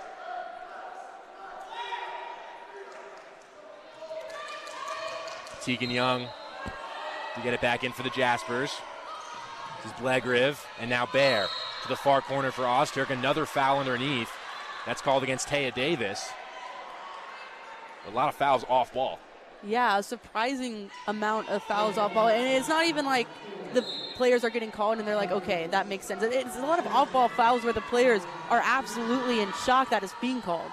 Into the post here for Tegan Young. Young working against Davis, and a blocking foul there against Taya Davis. So two fouls against her in quick succession. Fordham up to 14 fouls right now, and every single player playing right now has at least one foul. 4 out of 5 have at least 2. Amar to inbound for the Jaspers underneath. Amar looking for an option. Gets in for Bear, and Ann Bear with the open layup. 36-23 Jaspers. 6:18 to go in the third quarter. Taya Davis on the near side wing for the Rams. Up top from Miranda Nyborg, swung to the far side for Mandy McGurk. McGurk uses the screen from Lee. McGurk gets the lane, the right-handed hook shot, no good. McGurk grabs her own rebound. Now Nyborg looking for McGurk, turnover, and back the other way is Amar. Davis the only one back, and Amar finishes with the left hand. 38-23 Manhattan, 5:50 to go in the third quarter. Taya Davis commanding the offense for Fordham. For Lee at the free throw line. Lee hands off for Davis. Davis gets to the rack with her left hand, forced to spin out. Matilda Flood, she drives into the paint. Miranda Nyborg on this near side wing. That'll be a kickball violation there on Blegriv as Nyborg tried to feed the post. And we're seeing another example of Fordham just trying to pass it around, trying to find anything open. Manhattan's not giving it to them, so they need to adjust and understand that they're not going to get the highest of quality shots, but they are going to have to shoot it because they're down 15 points at this point, so you're going to have to get shots up. Kayla Harris has checked into the game for the Rams, and Miranda Nyborg checks out off the inbound. It's Mina Lee getting the basket. Mina Lee with the tough finish and the foul. Second three-point play opportunity of the night for Mina Lee. Offensive rebound comes to Not an Mandy easy McGurk. shot. Defensive She gets it rebound, to go. rather. And we just talked McGurk about back it. the other way You're for the- not going to get clean shots against this Manhattan team who have all the momentum, all the energy right now. But Amina Lee able to show that if you can just get it off the backboard, give yourself even the chance, good things can happen as she draws her second foul in the basket. 7 points so far for Lee. Make it 8 as she completes the three-point play. 38-26 Jaspers. Now more of a committed press from Fordham with 3 players in the backcourt. But Bear finds Amar, and immediately the Jaspers are into the front court. It's on Amar on the far side wing, hands off for Tegan Young. Young working straight away to the near side corner for Bear. Bounce pass up top again for Juric. Juric against Lee for Bear. Bear got around McGurk in the mid-range. Juric now at the free throw line to the far side corner. Up top again for Amar. Amar gets to the basket, throws up a shot with the left hand, and she draws the foul. And it's on Amar. Back to the free throw line. That's going to be Matilda Flood's third foul of this contest, joining Taya Davis and Amy Hayford as Fordham Rams with 3 fouls so far. It's not exactly a cause for concern right now as we're in the third quarter, but once we get to that 4 and that 5, 5th foul, you really have to start to wonder when you're going to get further into that rotation. First free throw from Amar rattles home. 39-26 Jaspers. They're also in the bonus, Manhattan is. Amar 5 for 5 on free throws on the night so far. The second one's good as well. 40-26 Manhattan with 5:06 to play in the third quarter. Matilda Flood on the near side to Mandy McGurk. A pass deflected out of play. Fordham will keep it on this near side. McGurk will inbound for the Rams. McGurk into the post for Kayla Harris. Harris hands back for McGurk. McGurk gets inside. 4 Jaspers there. The tough shot in the lane is no good off front rim. And Bear working back the other way for Manhattan. To the far side in the corner for Tegan Young. All in one motion. Off front rim, no good. And a good job grabbing the board by Kayla Harris. Taya Davis the other way for Fordham into the front court. She'll circle around and throw things down or slow things down rather, with 4:35 to go in the third quarter. Davis on the far side wing, and an offensive foul off ball against Mina Lee. Another turnover for the Rams, and with 4:31 to go in the third quarter, that will send us into our media timeout. It's 40-26 Manhattan with 4:31 to go in the third. You're listening to Fordham Women's Basketball on WFUV Sports.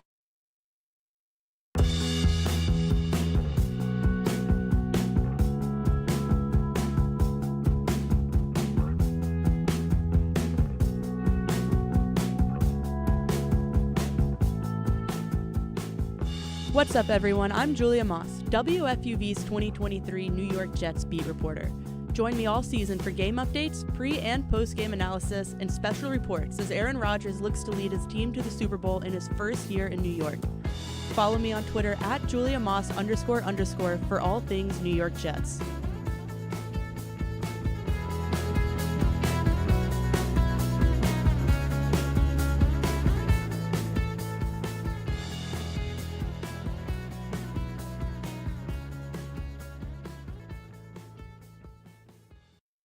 Back inside the Rose Hill Gym, Nick Guzman here alongside Julia Moss. Manhattan on top of Fordham, 40-26. And it hasn't been a good, we talked about how Fordham needs to come out with a strong third quarter. They haven't done that. Lead's now 14, and the Rams' offensive struggle is really continuing. And that's the frustrating part of being down by 14 with this specific Fordham Rams team, because in order to come back from a deficit, you have to score more than the team you're playing against. I know that sounds like I'm oversimplifying it, but for this team, that is kind of difficult from what we've seen so far, especially because they're getting away from the 3 ball so much, really depending on points in the paint.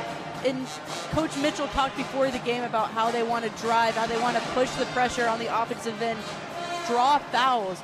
But it's been Manhattan who has drawn a ton of fouls so far. 10 for 10 from the free throw line as well, making Fordham pay for those fouls. And all of those free throws rather, have just come from 2 players. Amar and Young have been able to get into the paint, drive, force those fouls, and convert at the free throw line. Yeah, and for Fordham, you talk about needing to get back into a game. 3-pointers are a great way to do that. They're 0 for 3 from distance in this game. It doesn't really seem like a weapon that's in this team's arsenal. And when you're trying to close a deficit, that's 14 points late in the third quarter. That's kind of something you need.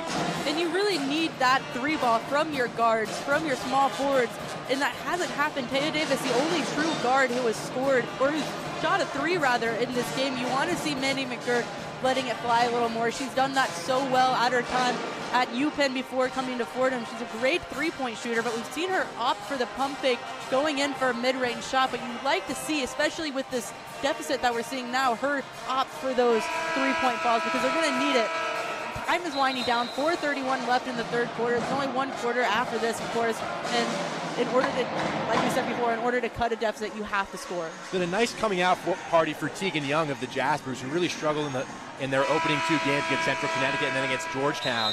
She's got 16 points tonight on 4 of 7 shooting, and 4 of 7 from 3, too. All of her shots coming from beyond the arc, really providing a boost for this Manhattan offense. Definitely a much better game than her first one. 1 for 9 shooting, 1 for 5 from the three-point line. It really, or three-point arc. You see how much something can change from game to game. We've seen it in the negative aspect for Fordham, but for Tegan Young in particular, really stepping up today.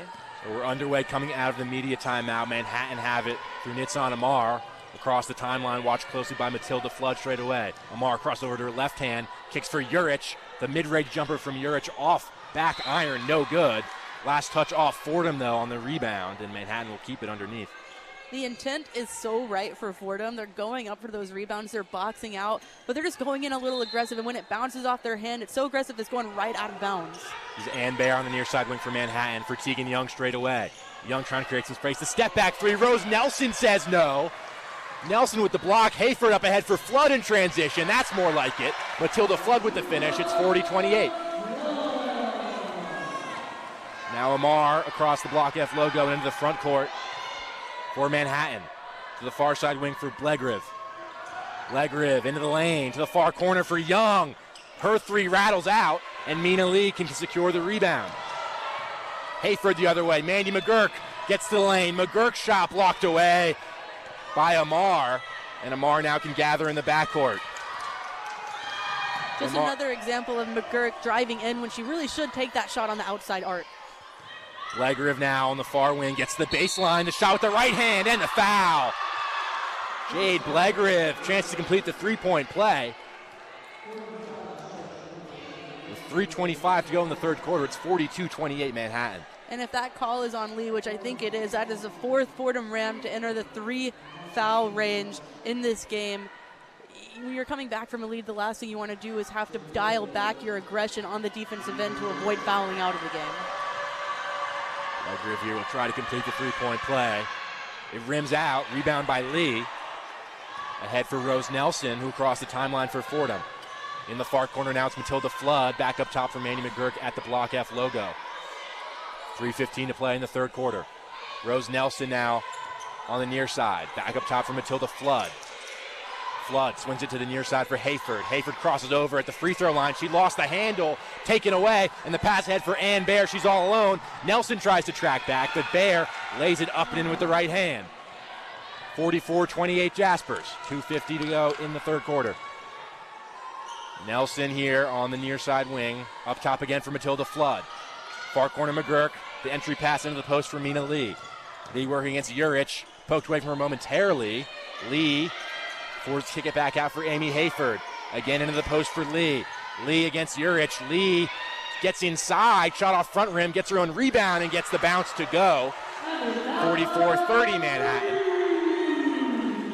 And Baer into the front court. Hands off. There for Tegan Young. Young to the far corner for Baer. Into the post for Blegriv. Blegriv, the shot from the short corner off front rim, no good. But an offensive rebound from Urich, who keeps it alive for Tegan Young, who missed the open layup with the left hand. Lee goes to the ground with it. And a foul called there on Tegan Young. And Fordham will take possession. Mina Lee having herself a great past few minutes. 4 of her last 5. Really breathing life into this offense. There hasn't been a lot of production outside of Lee so far as the second half is getting underway. Taya Davis, Miranda Nyborg back in the game for the Rams. Rose Nelson and Mandy McGurk will take a seat on the bench with 2:05 to go in the third quarter. Manhattan leads Fordham 44-30 as Taya Davis crosses the timeline, commanding the offense from the Block F logo. Davis now to this near side wing. Miranda Nyborg calling for it in the post. Swings it back up top for Matilda Flood. Flood, the step-back jumper from mid-range is blocked away. Lee got to the rebound. A wild shot on the second attempt is off the side of the backboard. And Ann Baer can lead the break for the Manhattan Jaspers. Offensive rebound comes to Mandy McGurk. Or defensive pass rebound, down low. Good read there from Taya Davis. Back swatted out of play. And Manhattan will inbound underneath. Showing some life on the defensive end from Taya Davis. Really good stuff there. Has the height mismatch. And offensive rebound comes to Mandy McGurk. Defensive rebound, rather. Manhattan at first, but McGurk the back refs the other way changing for their the mind, Rams. giving possession to McGurk Fordham. circles around, gets to the basket, and finishes with the right hand. From Davis, and she can carry the ball ahead for the Rams now on offense with 1:30 to go in this third quarter. Davis pass to the far side wing for Amy Hayford. Hayford now works back towards the middle at the elbow. Will pass now for Nyborg to the far wing for Taya Davis. Davis, Lee sets the screen. Davis pass to the near corner for Nyborg. Now Hayford. Hayford to the middle. Hayford will try the three. Off front rim. That's no good. Last touch off Miranda Nyborg. And Manhattan will take possession as the Rams continue to search for their first three-pointer of the day. They're 1 for 6 in their last 6. And, you know, I don't hate that shot from Amy Hayford there. She made space where she could because Manhattan is doing such a good job, as I mentioned, on the defensive end, at least getting a shot up, giving herself a chance. Under a minute to play in the third quarter. Urich back out up top for Ann Baer. Baer hands off on the far side there for Amar. Amar for Baer, trying to feed the post, but Matilda Flood read that play perfectly and comes away with the steal for Fordham. Flood back the other way. Now Miranda Nyborg, Hayford, Davis, and Taya Davis traveled. Another turnover for Fordham. I think that steal might give them some momentum. They give it right back. 40 seconds to play in the third quarter. It's 44-30 Manhattan. Kayla Berry will check back in for Amy Hayford. And just a really undisciplined play right there. Fordham passing it very quick on that possession, trying to find an open person. Finally finds an open Taya Davis, but moves her feet before she puts the ball on the ground. The Rams pressing down the backcourt, but the cross-court heave to Ozturk, and the Jaspers have numbers the other way in the front court. But a steal there by Mina Lee. She's trapped in front of the Manhattan bench. They go to the ground with it. Nyborg there, and a jump ball is called with 23.9 to go in the third quarter. At least they're forcing chaos when they're pressing at this point. You're looking at 30-44, third quarter coming to a close.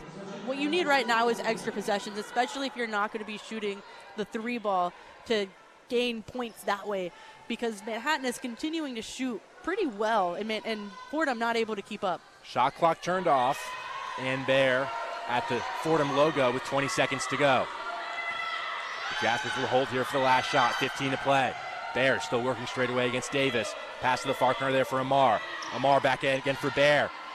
Amar on the far wing, cuts to the middle. Baer now on the near side, 5 seconds to shoot, has to get one up. Barry's right there. Amar, the running shot is good! What a shot from Nitzan Amar. It's a three-pointer. 47-30 Manhattan. And that will do it for the third quarter of play. We'll send it over to the third member of our crew, and Riley Lucas. Riley. Well, Nick, you know, before walking over here, the last thing I heard from Coach Mitchell was a heavy, these refs suck. And despite that last beautiful shot we had there, it seems like the overall mood coming from the bench is just disappointment. You have lots of disappointment with the calls from the refs, lots of disappointment with the recent sloppy offense, and then also a lot of disappointment with the defensive side of the court this quarter. Coach Mitchell has expressed a lot of key changes that need to be made in order to take back this game, and that includes everything from no more sloppy turnovers, moving the ball, and keeping these bigs inside. Back to you guys. So Manhattan leads Fordham 47-30 at the end of the third quarter. We'll send it back to our Rose Hill studios for the one-on-one scoreboard with Will Jing. The one-on-one scoreboard. Another A10 women's basketball, UMass fell to Harvard 78-57. Davidson still holds a double-digit lead over Duke 47-33. Dayton is now trailing Ohio 38-29, and Albany is up on St. Bonaventure 46-37. Loyola Chicago still holds a 9-point lead over Bradley 40-31. And top 25 women's basketball, number 1 South Carolina is still toying with Clemson, now 76-23. Number 8 UConn now leads number 20 Maryland 57-36. Number 13 Ohio State has doubled Boston College's points 68-34. Louisville has already essentially won their game against Bellarmine 64-14 in the third quarter. Unranked Green Bay still has a double-digit lead over number 22 Creighton 46-36. For the later tonight, Number 2 Iowa will play Kansas State at 8:30, and number 6 Stanford hosts Cal Poly at 10. And pro football, the AFC North leader Baltimore Ravens are prepared to take on the bottom team in the division, the Cincinnati Bengals, in an AFC playoff rematch. With the one-on-one scoreboard, I'm Will Jing.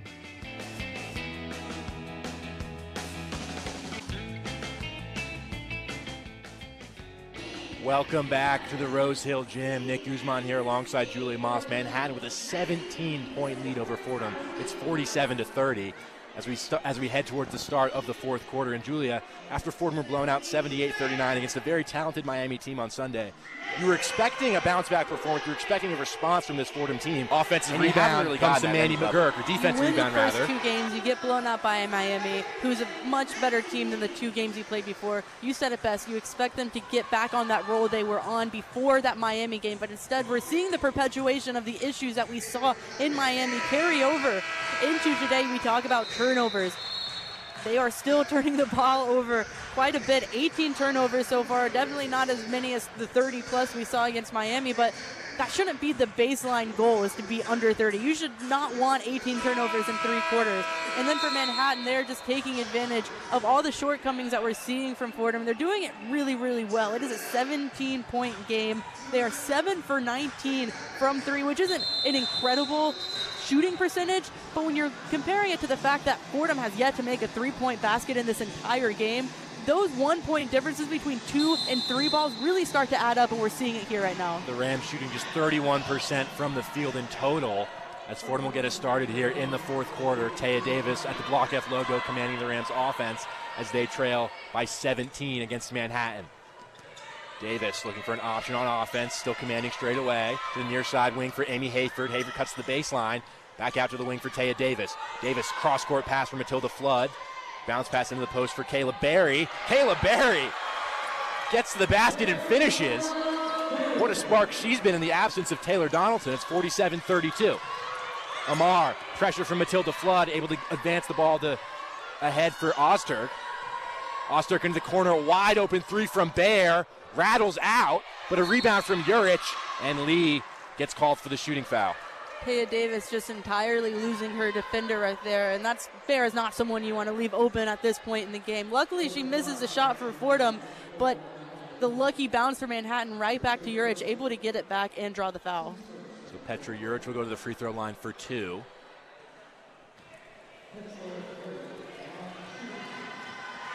Got 7 rebounds on the day, 5 points, first free throw rims out. Just 1 assist, but she's been making things happen with those cross-court passes from the center position. Second free throw, no good as Urich misses both. Rebound by Lee. He's able to get it to Hayford. Ahead for Flood. Was it tipped? Well, they'll say no. Matilda Flood argued that Amar got a tip on that pass, and it's out of play, turnover for Fordham. Regardless if Manhattan got a hand on that or not, that was not the highest IQ pass from Amy Hayford there. No need to force it down the court when you have all the time in the world when you've already passed half court. Pass ahead in the front court for Blegriv. Now Urich on the far side. Can hand off for Amar straight away. In the corner for Ann Bear. Thought about a 3. Now up top again Amar. A chuck to the far side corner for Tegan Young, who steps into a mid-range jumper. No good. Rebound Kayla Berry.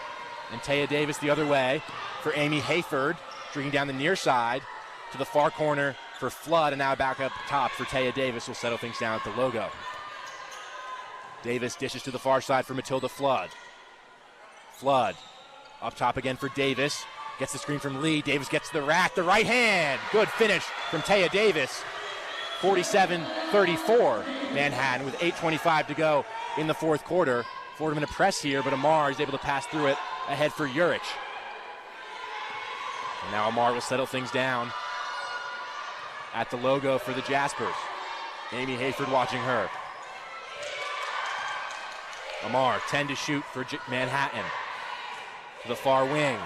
Bear, Amar, open for 3. She'll try it, and she knocks it down. It's on Amar. 50-34 Manhattan. Under 8 minutes to play in the fourth quarter. Taya Davis across the logo for the Rams. We need to get something going quickly on offense if they want to get back into this game. To the far side wing for Amy Hayford. Hayford swings it back towards the middle for Taya Davis. Davis trying to get to the basket. That'll be an offensive foul on Mina Lee. They're trying to get the pick and roll going, but Lee gets called for the foul. Yeah, make that 4 fouls for Amina Lee. Got to think maybe some minutes restrictions as we inch closer and closer to the end of this fourth quarter, especially if this game continues to get more and more out of hand. Kayla Berry out of the game, Rose Nelson in. Fordham pressing again in the backcourt. Amar is able to escape to the far side. Back over to the near side for Bear, who can get across the timeline. Urich now on the far wing. Up top for Amar. Over the head pass to Bear here on the near side. Bear now circles back towards the middle, working against Taya Davis. 10 seconds to shoot for the Jaspers. Bear cuts to the right.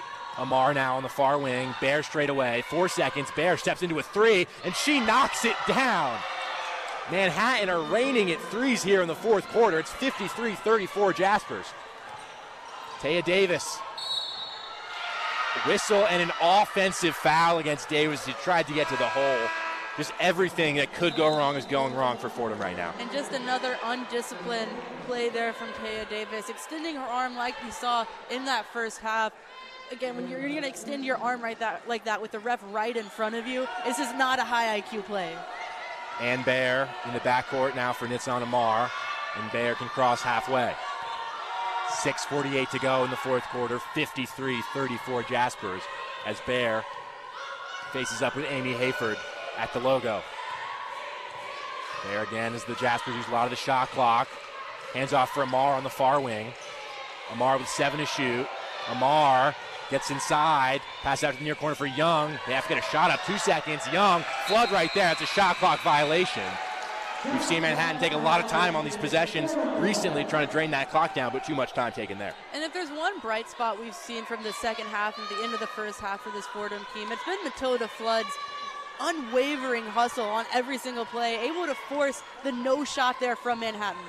Taya Davis, the Block F logo, dishes out to the far wing for Matilda Flood. Flood pushes it back to the middle for Taya Davis. Davis gets to the rack. Davis, the scoop layup, and that's nice from Taya Davis. 53-36 now Manhattan. 6 minutes to play in the fourth quarter.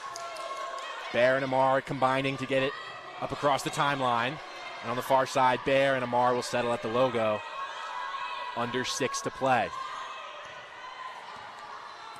Amar watched closely here by Taya Davis. 10 seconds to shoot for the Jaspers as they again use a lot of the clock. Amar drives in, kicks it back out. The 3 from Blegrev off front rim, no good. Rebound by Amy Hayford. Will try to lead the break for Fordham. Hayford for Rose Nelson. Nelson bounce pass looking for Harris. Harris tried to kick it back out for Flood. Deflected away by the Jaspers. Fordham will keep it. Just a series of telegraphed passes there, though, from Fordham. I feel like that's why they're not getting those open shots, because they're not only are they not moving the ball quickly, they are passing a lot, but they're not passing quickly, and they're also making nothing but predictable moves. Manhattan has done a ton of cross-court passes. Maybe Fordham should try that as well.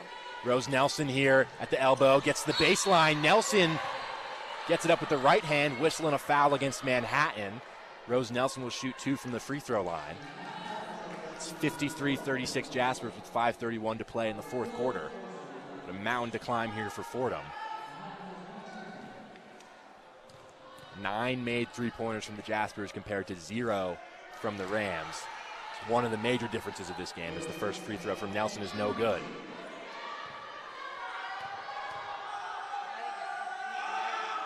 The second is too strong. Rose Nelson misses both. And a rebound there from Ozturk. As Manhattan can advance it across the timeline through Urich. Now Ann Bear on the near side wing. Bear circles back to the middle. This is Amar on the far wing as the Jaspers will kill more clock. Amar working against Hayford. 8 to shoot on the far wing for Amar. Amar, now Nelson will come with the double team. Amar, cross-court pass looking for Bear, was deflected. Kayla Harris with the steal. Amy Hayford the other way in transition. Hayford gets to the rack. The underhand layup, she was fouled. Shot was no good, so 2 shots for Amy Hayford. Amy Hayford leading the fast break is, again, one of those bright spots that we've seen for Fordham so far this season in general. She's able to not only have the ability to drive through defenders and get a shot up, but she's also so good with her eyes. She fakes passes without even moving her hand. She shakes defenders off by just looking in a certain direction. Fooled the defender there, thinking she was going to pass it off to Matilda Flood. Takes it in herself, able to draw the foul. And with 4:59 to play in the fourth quarter, we'll head into a media timeout. It's Manhattan 53, Fordham 36. We'll send it back to our Rose Hill studios.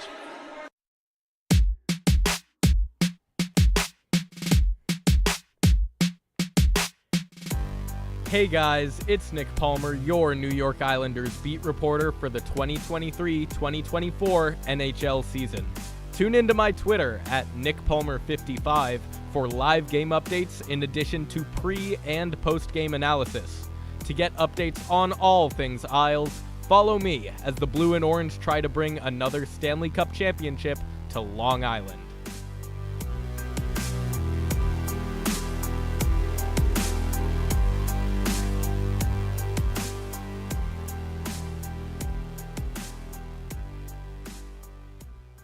Nick Guzman, Julia Moss here back at the Rose Hill Gym. 4:59 to play in the fourth quarter. Manhattan on top of Fordham, 53-36. And Julia, I don't really even know where to start about this Fordham performance, but it hasn't been good. The Jaspers haven't beaten Fordham since 2010, and it seems like in all likelihood that streak's going to break tonight. At this point, you're looking at 4:59 on the clock. Fourth quarter, you're down by nearly 20. You got to shoot threes at some point, right? You're 0 for 4 for the game, but 2 of those came in the first half, only 2 in the second half. But luckily, Fordham, 3 of their last 4 on field goal attempts overall, and a lot of that is because of Taya Davis's ability to drive into the lane, get a shot up, but 2-pointers at this point aren't going to do it for you. It's going to be 3-pointers, and they have to come quick. And we've seen the Jaspers, a conscientious effort here in the fourth quarter to use every inch of this 30-second shot clock, which means Fordham's going to be up against it even more. I feel like at some point, the Rams have to start to double team and apply some more pressure defensively. I mean, they are pressing on the inbound, but at this point it's going to take a lot more than that. And we're seeing it now, Manhattan using every second of that shot clock. And Fordham hasn't really made them feel any pressure to try and score at this point. They've been comfortable. They've made some open threes. Manhattan has, of course. And Fordham has had a really tough time this whole entire game, the past few minutes included, responding to that. The rebounds are even at 28 apiece, but it is that three-point shooting that's been such a big difference.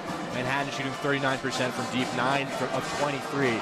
Fordham 0 for 4 on the day from three-point range. Not something you want to see, that kind of differential from beyond the arc.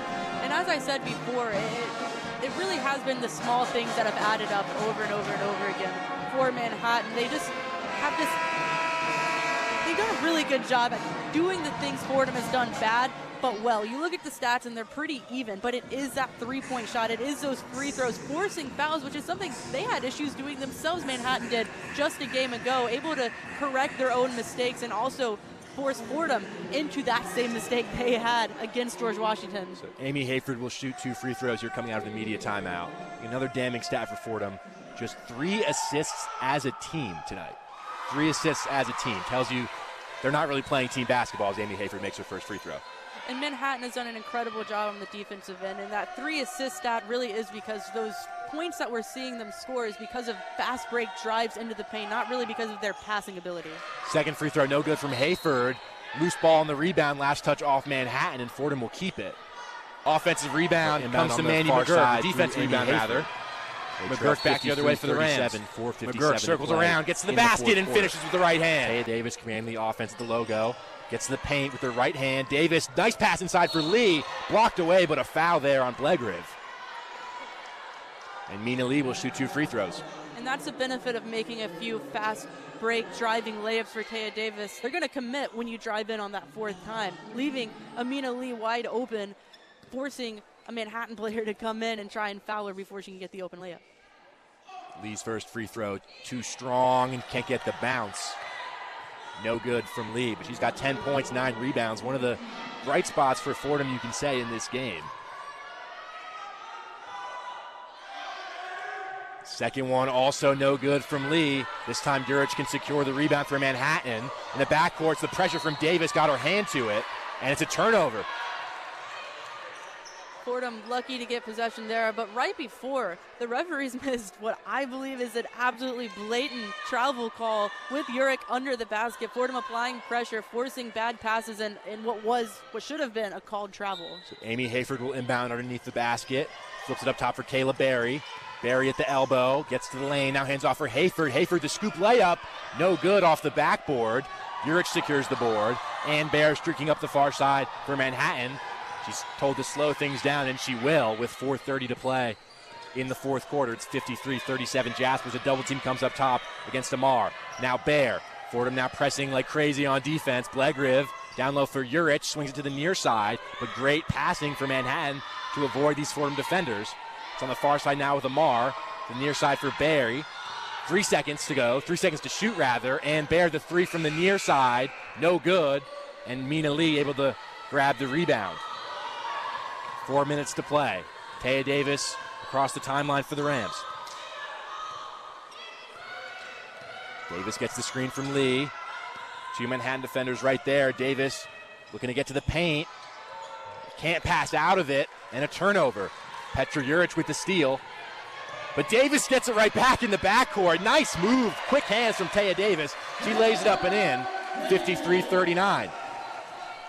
Blegriv. Fordham again pressing in the backcourt. On the far side, it's Ann Bear to Amar on the near side. Back over to the far side as Bear will cross the timeline. 3:24 to go in the fourth quarter.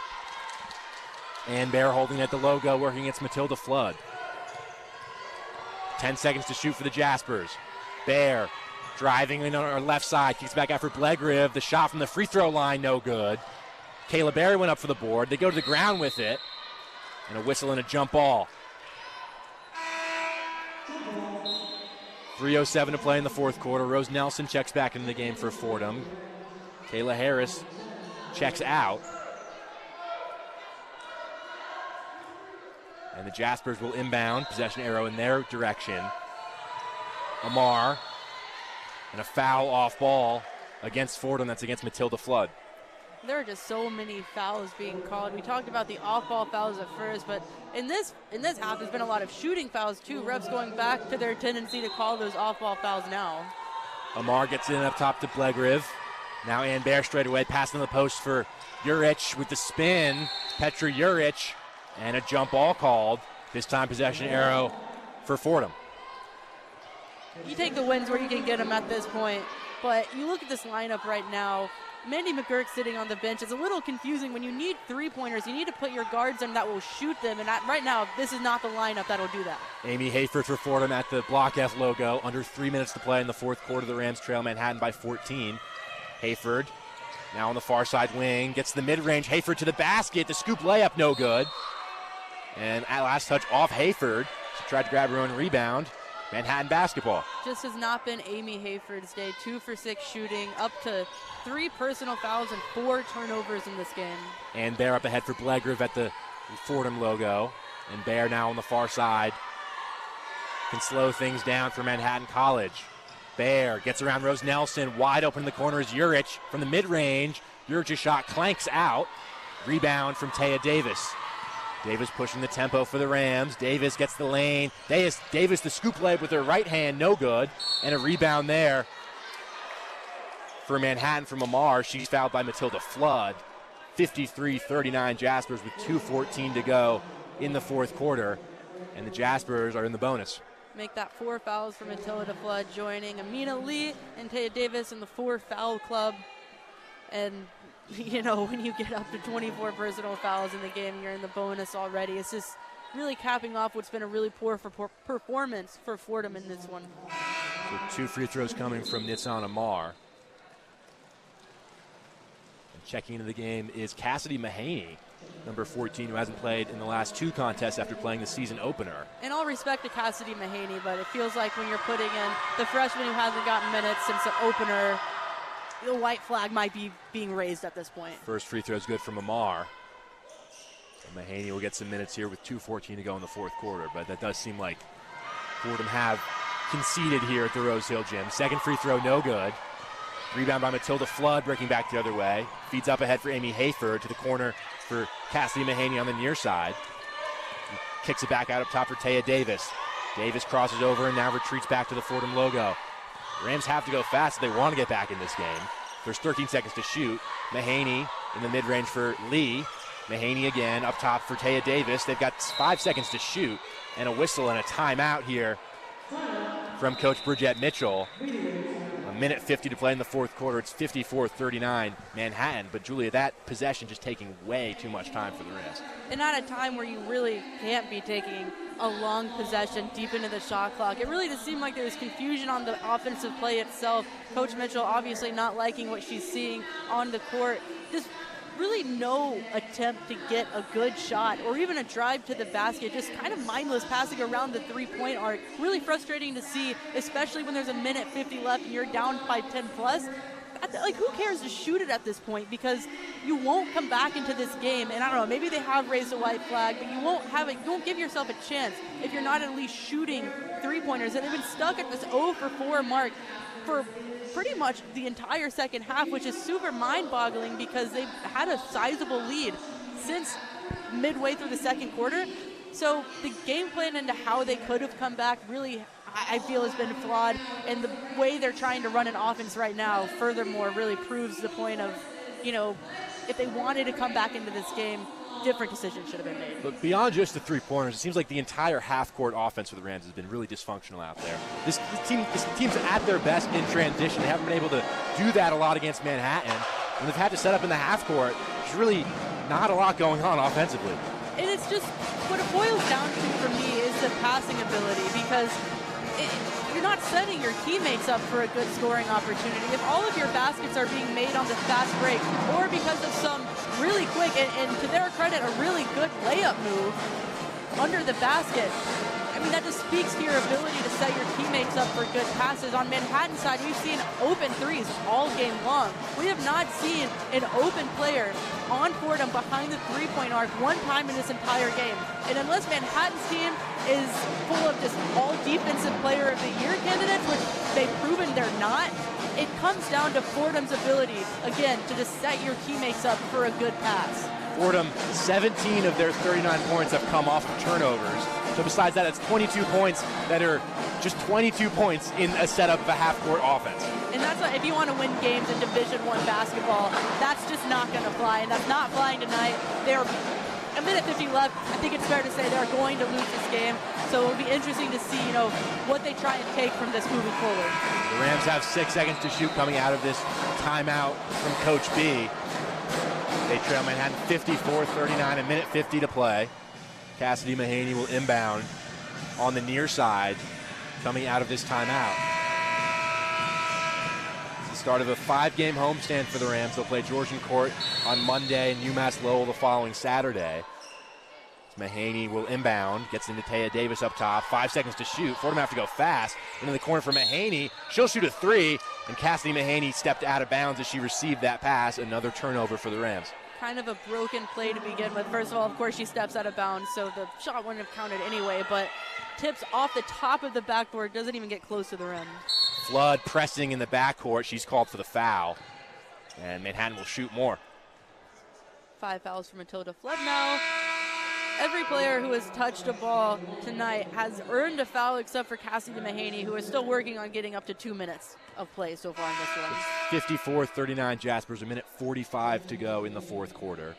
Manhattan will next take on St. John's on Sunday on the road in Queens.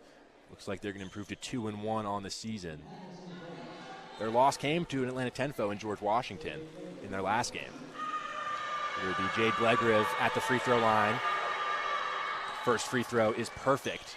You know, losing to George Washington and then coming into the Rose Hill Gym and blowing out Fordham, it's a worrying sign if you're Fordham looking into A-10 play in a few weeks. Second free throw is also perfect from Blegriv. 56-39 Jaspers. A minute 43 to play in this one. Taya Davis in the front court, crossed over to her left hand at the free throw line, passing to the post for Mina Lee. Lee with the spin. Lee can't get the right-handed shot to go, but a rebound down low, and going back up with it is Kayla Berry, who gets the finish. Kayla Berry been a bright spot for Fordham in this one. Amy Hayford with more pressure in the backcourt. It's another foul. It's 56-41 Jaspers, a minute 23 to play, and more free throws coming for Manhattan. The Jaspers seem set to win their first game against Fordham since 2010. They won in 2009, won in 2010, and then since then it's been all Rams in this Battle of the Bronx series. And Bear knocks the first free throw down. Her 13th point of the day. Fordham coming into this one, we're 15-5 all time against Manhattan. That number will take a dent. As Bear also connects on the second free throw, 58-41 Manhattan, a minute 20 to play. Davis trying to push the tempo ahead into the front court. Davis gets the screen from Lee, pass into the post for Lee. Now Kayla Berry goes up with the layup. She was open but couldn't connect. And Mina Lee just grabbed that ball in the baseline. She's out of bounds, turnover for Fordham. Got to have more awareness of where you are in the court there. Mina Lee, both feet fully out of bounds, picking up, trying to throw it back in, and just unsure of where she was on the court. Amar will inbound all the way into the front court there. The long pass for Tegan Young, who in control for Manhattan. Now Ann Bear on the near side and Amar at the logo. Fordham still pressuring, but almost a little haphazardly. Under a minute to play. Legriv kicks to the far corner for Tegan Young. Bear, 15 to shoot, 55 to play. Watched by Hayes for the double comes from Davis. That's a kickball on Taya Davis as Bear tried to move it. 52 seconds to go. Good to still see some hustle and some tenacity from Taya Davis there to force a kickball. Amar will inbound on the far side for the Jaspers. Davis trying to distract her. The referee will tell her she has to take a step back. 52.4 to go in the fourth quarter. Amar inbounds into the backcourt for Bear. Hayford applying the pressure. Bear goes behind the back across the timeline. 46 seconds to go. The pass through the legs of Taya Davis. Back to Bear again on this near side wing. To the far side again for Amar. 8 seconds to shoot for the Jaspers. Amar gets to the rack. Kick out to the far corner. Tegan Young's three. Too strong. Kayla Berry couldn't secure the board. Mina Lee can. There's 30 seconds to go in this one. Taya Davis up ahead. Davis trying to get underneath. Will circle all the way around. Amy Hayford open for three, and she knocks it down. There's the first made three for Fordham with 19.8 seconds to go in the fourth quarter. Listen, at least they can go out of this game knowing that they made at least one three-pointer. Bear will dribble the clock out, it looks like, with 10 seconds to go. She dishes to Amar at the logo, and that will do it here from the Rose Hill Gym. The Battle of the Bronx goes in the favor of Manhattan College. They defeat Fordham by a final score of 58-44. Julia, really just a disappointing effort on all fronts from this Fordham team. You really felt the absence of Taylor Donaldson in this one. Of course, no, she didn't have a great game against Miami, but she is this team's primary shooter. This team, they just look lost on the court, not knowing who should take charge and shoot the ball. Usually that's going to be Amy Hayford, but even today she looked a little bit timid to take those shots if they're not coming from under the basket. Of course, we saw them make that, or Amy Hayford make that three-pointer just now, but before that it really was just a tough look from everyone on all fronts on the offensive end. At least we saw them hustle and keep that same defensive identity on the tenacity side on the defense, but it wasn't enough. I mean, they held them to 58 points, and that, I mean, if they had scored 70, that would have been great if they held them to 58, but unfortunately their offense just isn't there yet. They scored 44 points, I don't want to say blown out, but teetering on that blown out level, and it's just not a good look as you're looking in for the rest of the non-conference slate. If Fordham actually ended up with a higher field goal percentage by the end of this game than Manhattan, but the 9 made three-pointers the difference, the 15 made free throws from the Jaspers, as Tegan Young led the way for them with 16 points. Nissan Amar also had 17, the two leading scorers for Manhattan. But that will do it here from the Rose Hill Gym, where the final score is 58-44 Manhattan. We'll send it back to our Rose Hill studios for the one-on-one post-game report with Chaz McAdams and Will Jing. The one-on-one post-game report. Welcome into the WFUV Sports post-game report. I'm a somber Chaz McAdams here with Will Jing. Fordham losing the Battle of the Bronx to the Manhattan Jaspers, 58-44. We have a lot to dive into, but before we do that, I got to kick it to Will Jing for one final scoreboard on WFUV Sports. The one-on-one scoreboard. In the A-10, Davidson is trying to hold on down the stretch, now only up 10, 59-49. Dayton has fallen behind even further versus Ohio, 58-43, and Albany is in a battle with St. Bonaventure, 57-51. Loyola Chicago versus Bradley is also going down to the wire, 55-49. Number 1 South Carolina is just biding their time, up 100-37 on Clemson. Number 8 UConn closed out against number 20 Maryland. Inbound, 80-48. Mina Lee getting the Number basket. 13 Mina Lee with Ohio the State tough is finish beating Boston and the College foul. 84-55. Second With less than a minute to three-point go, play opportunity of Louisville the is night more for than tripling Mina Lee. Bellarmine's point total, 103-31 in the fourth quarter. Unranked Green Bay is trying Bounce to hang back. on against number 22 Creighton. Inbound, it's Mina Lee getting the 61-51. basket. Mina Lee with In the NFL, tough the finish Ravens are up on and the the Bengals 7-3 foul. in the middle of the first quarter. With the one-on-one scoreboard, I'm Will Jing. Offensive rebound. Bounce pass. Thank you so much, Will. Listeners, I come at you a defeated man. You're listening to someone that just had. It's not even like I had my heart ripped out because I don't think the Rams were ever in it to begin with. It's no secret that I ride for the Fordham Rams women's basketball team. It's been brutal. That was a brutal loss for the Fordham Rams, losing 58-44 to the Manhattan Jaspers. Will, I got a lot of thoughts, but I just want your knee-jerk reaction right now. What are we thinking? First of all, your voice. I'm broken. Chaz. I'm broken. I think Sorry about the levels. it's okay, Chaz. Getting a little emotional. I'm It's okay. emotional. I'm an emotional guy, It's okay, Chaz. especially when we. I know you're a listen to passionate fan, Manhattan, Chaz. man. I know you're a passionate fan, Chaz. But Fordham, I think they played better in the second half, but not good enough. Ultimately, at the end of the day, I think field goal percentage-wise, they stepped it up. Defensively, not so much. But I think that the scoring, the offensive output was definitely a little bit better. A couple Inbound, it's players Mina with Lee getting the double basket. digits Mina in their Lee with the points tough total, finish which is good, and the foul. considering the fact that Second no three-point player play made opportunity 4 of the points in night for first Mina Lee. half, so not bad, but in that respect compared to the first quarter, but obviously not what you want. Matilda Flood 1 for 6, Miranda Nyborg, she did not play well either, 1 for 4. So all around not so great from this team. A lot of players did not shoot well from the free throw line. It is a disappointing performance for Fordham.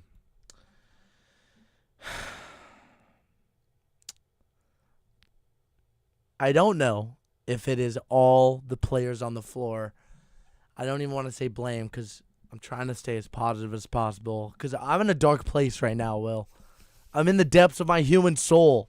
How do we lose to Manhattan, man? We got this new coach, Brigitte Mitchell, who's great. Amy Hayford, Taylor Donaldson, who didn't even play. We'll talk about that later. We fell there. Taya Davis, Amina Lee, who played fine. Got all these shiny new toys, and we can't beat Manhattan. Last time Manhattan beat Fordham, I was 7 years old, Will. I was sucking on my thumb watching Teletubbies. That's when the Jaspers out went over on the Rams in the Battle of the Bronx. And now, instead of sucking on my thumb, I'm screaming into a microphone at the bottom of a studio in the middle of the Belmont neighborhood because I'm freaking out because we just lost. What is going on? You're absolutely right. No player scoring more than 5, not even at 4 in the first half. Can't happen. Shoot 5 threes on the night. Can't happen. You're 0 for 4 until garbage time. Can't happen. And it's not like Manhattan played out of their gourds. They didn't even play out of their minds. They didn't even play good. They had 20-plus turnovers. You know who else did? Inbound, it's Mina Lee getting the basket. Mina Lee with the tough finish. I'm looking at myself in the mirror, and I'm like, what can I do? What can I do? Because is it on me? Do I need to change something about my fandom that can get us a win? I'm desperate here. I'm clawing for a win. You're coming off a 40-point loss against Miami, and you can't even shoot more than 5 threes in a game? Would you like to be an honorary member of the team, Chaz? Please. I'm bad at basketball, but I'll try. I'll dive for loose balls. I'll scream, and I'm not saying these girls aren't trying. I think they are trying.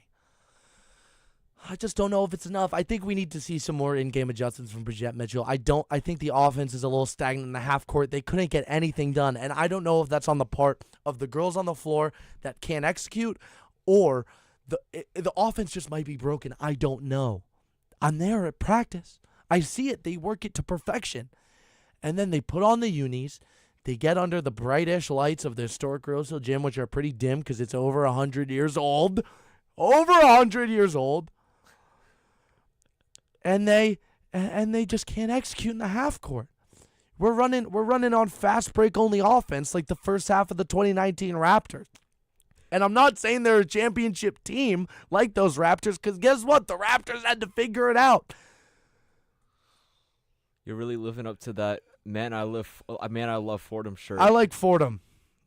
Oh, we downgrading it? I right now, I don't know if I love it. I mean, we won the rebounding battle. That was an issue I thought we were going to have. one. We're bigger than them. Yeah, but we're bigger than we could have lost by worse. 3 assists on the night.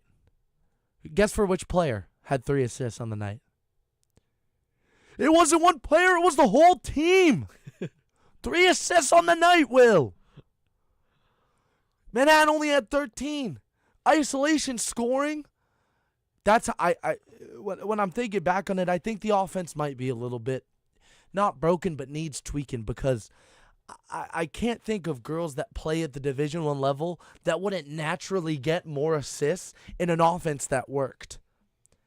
It might. I don't want to put it on Brigitte Mitchell. She's doing a fantastic job, but something is wrong with the half-court offense, and I'm willing to die on that hill. And I don't think it's controversial to say, but there is something that needs to be changed with the half-court offense. I think what we mentioned at the half is what we can say now. It's virtually just a continuation of everything we said at the half.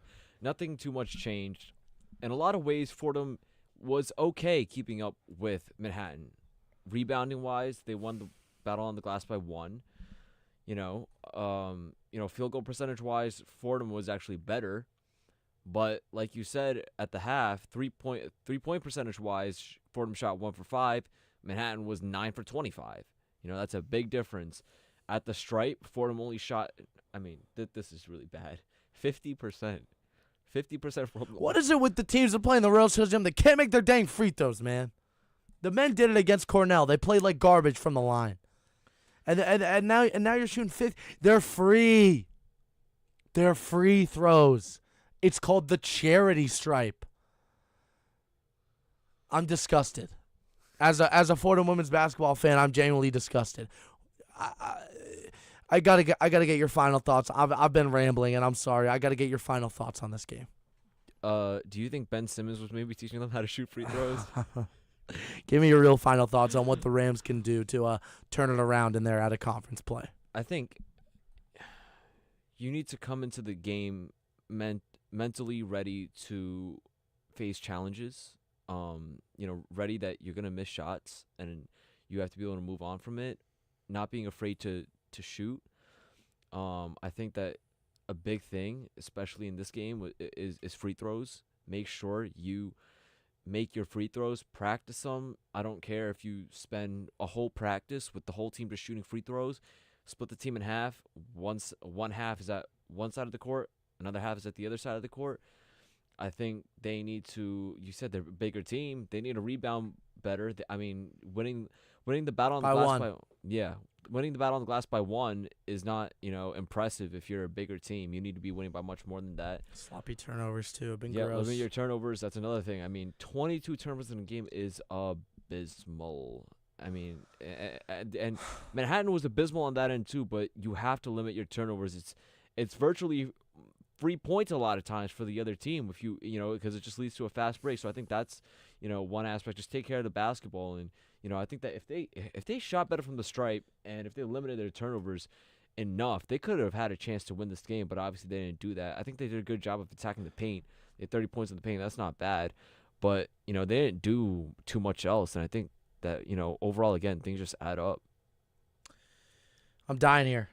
I'm Tom Hanks in Castaway, and I'm dying of dehydration on a raft right now, screaming at a volleyball. How 3 assists in a game? Come on, man. Brigette's got to figure out the offense, or they got to execute, or the players have to execute. But something's got to change if they want to win basketball games. You got to figure out the lines, the backdrop of the lines. Players stepping out of bounds. They're giving the ball to the other team. I'm sick to my stomach. I'm gonna throw up. The Rams lose 58-44. That's going to do it for us here. For Will Jing, shout out the producer, Will Talent. My man Kurt on graphics, my man Zach on highlights. I have been Chaz McAdams. WFUV Sports Director is Bobby Chaffardini. We'll see you next time on WFUV Sports.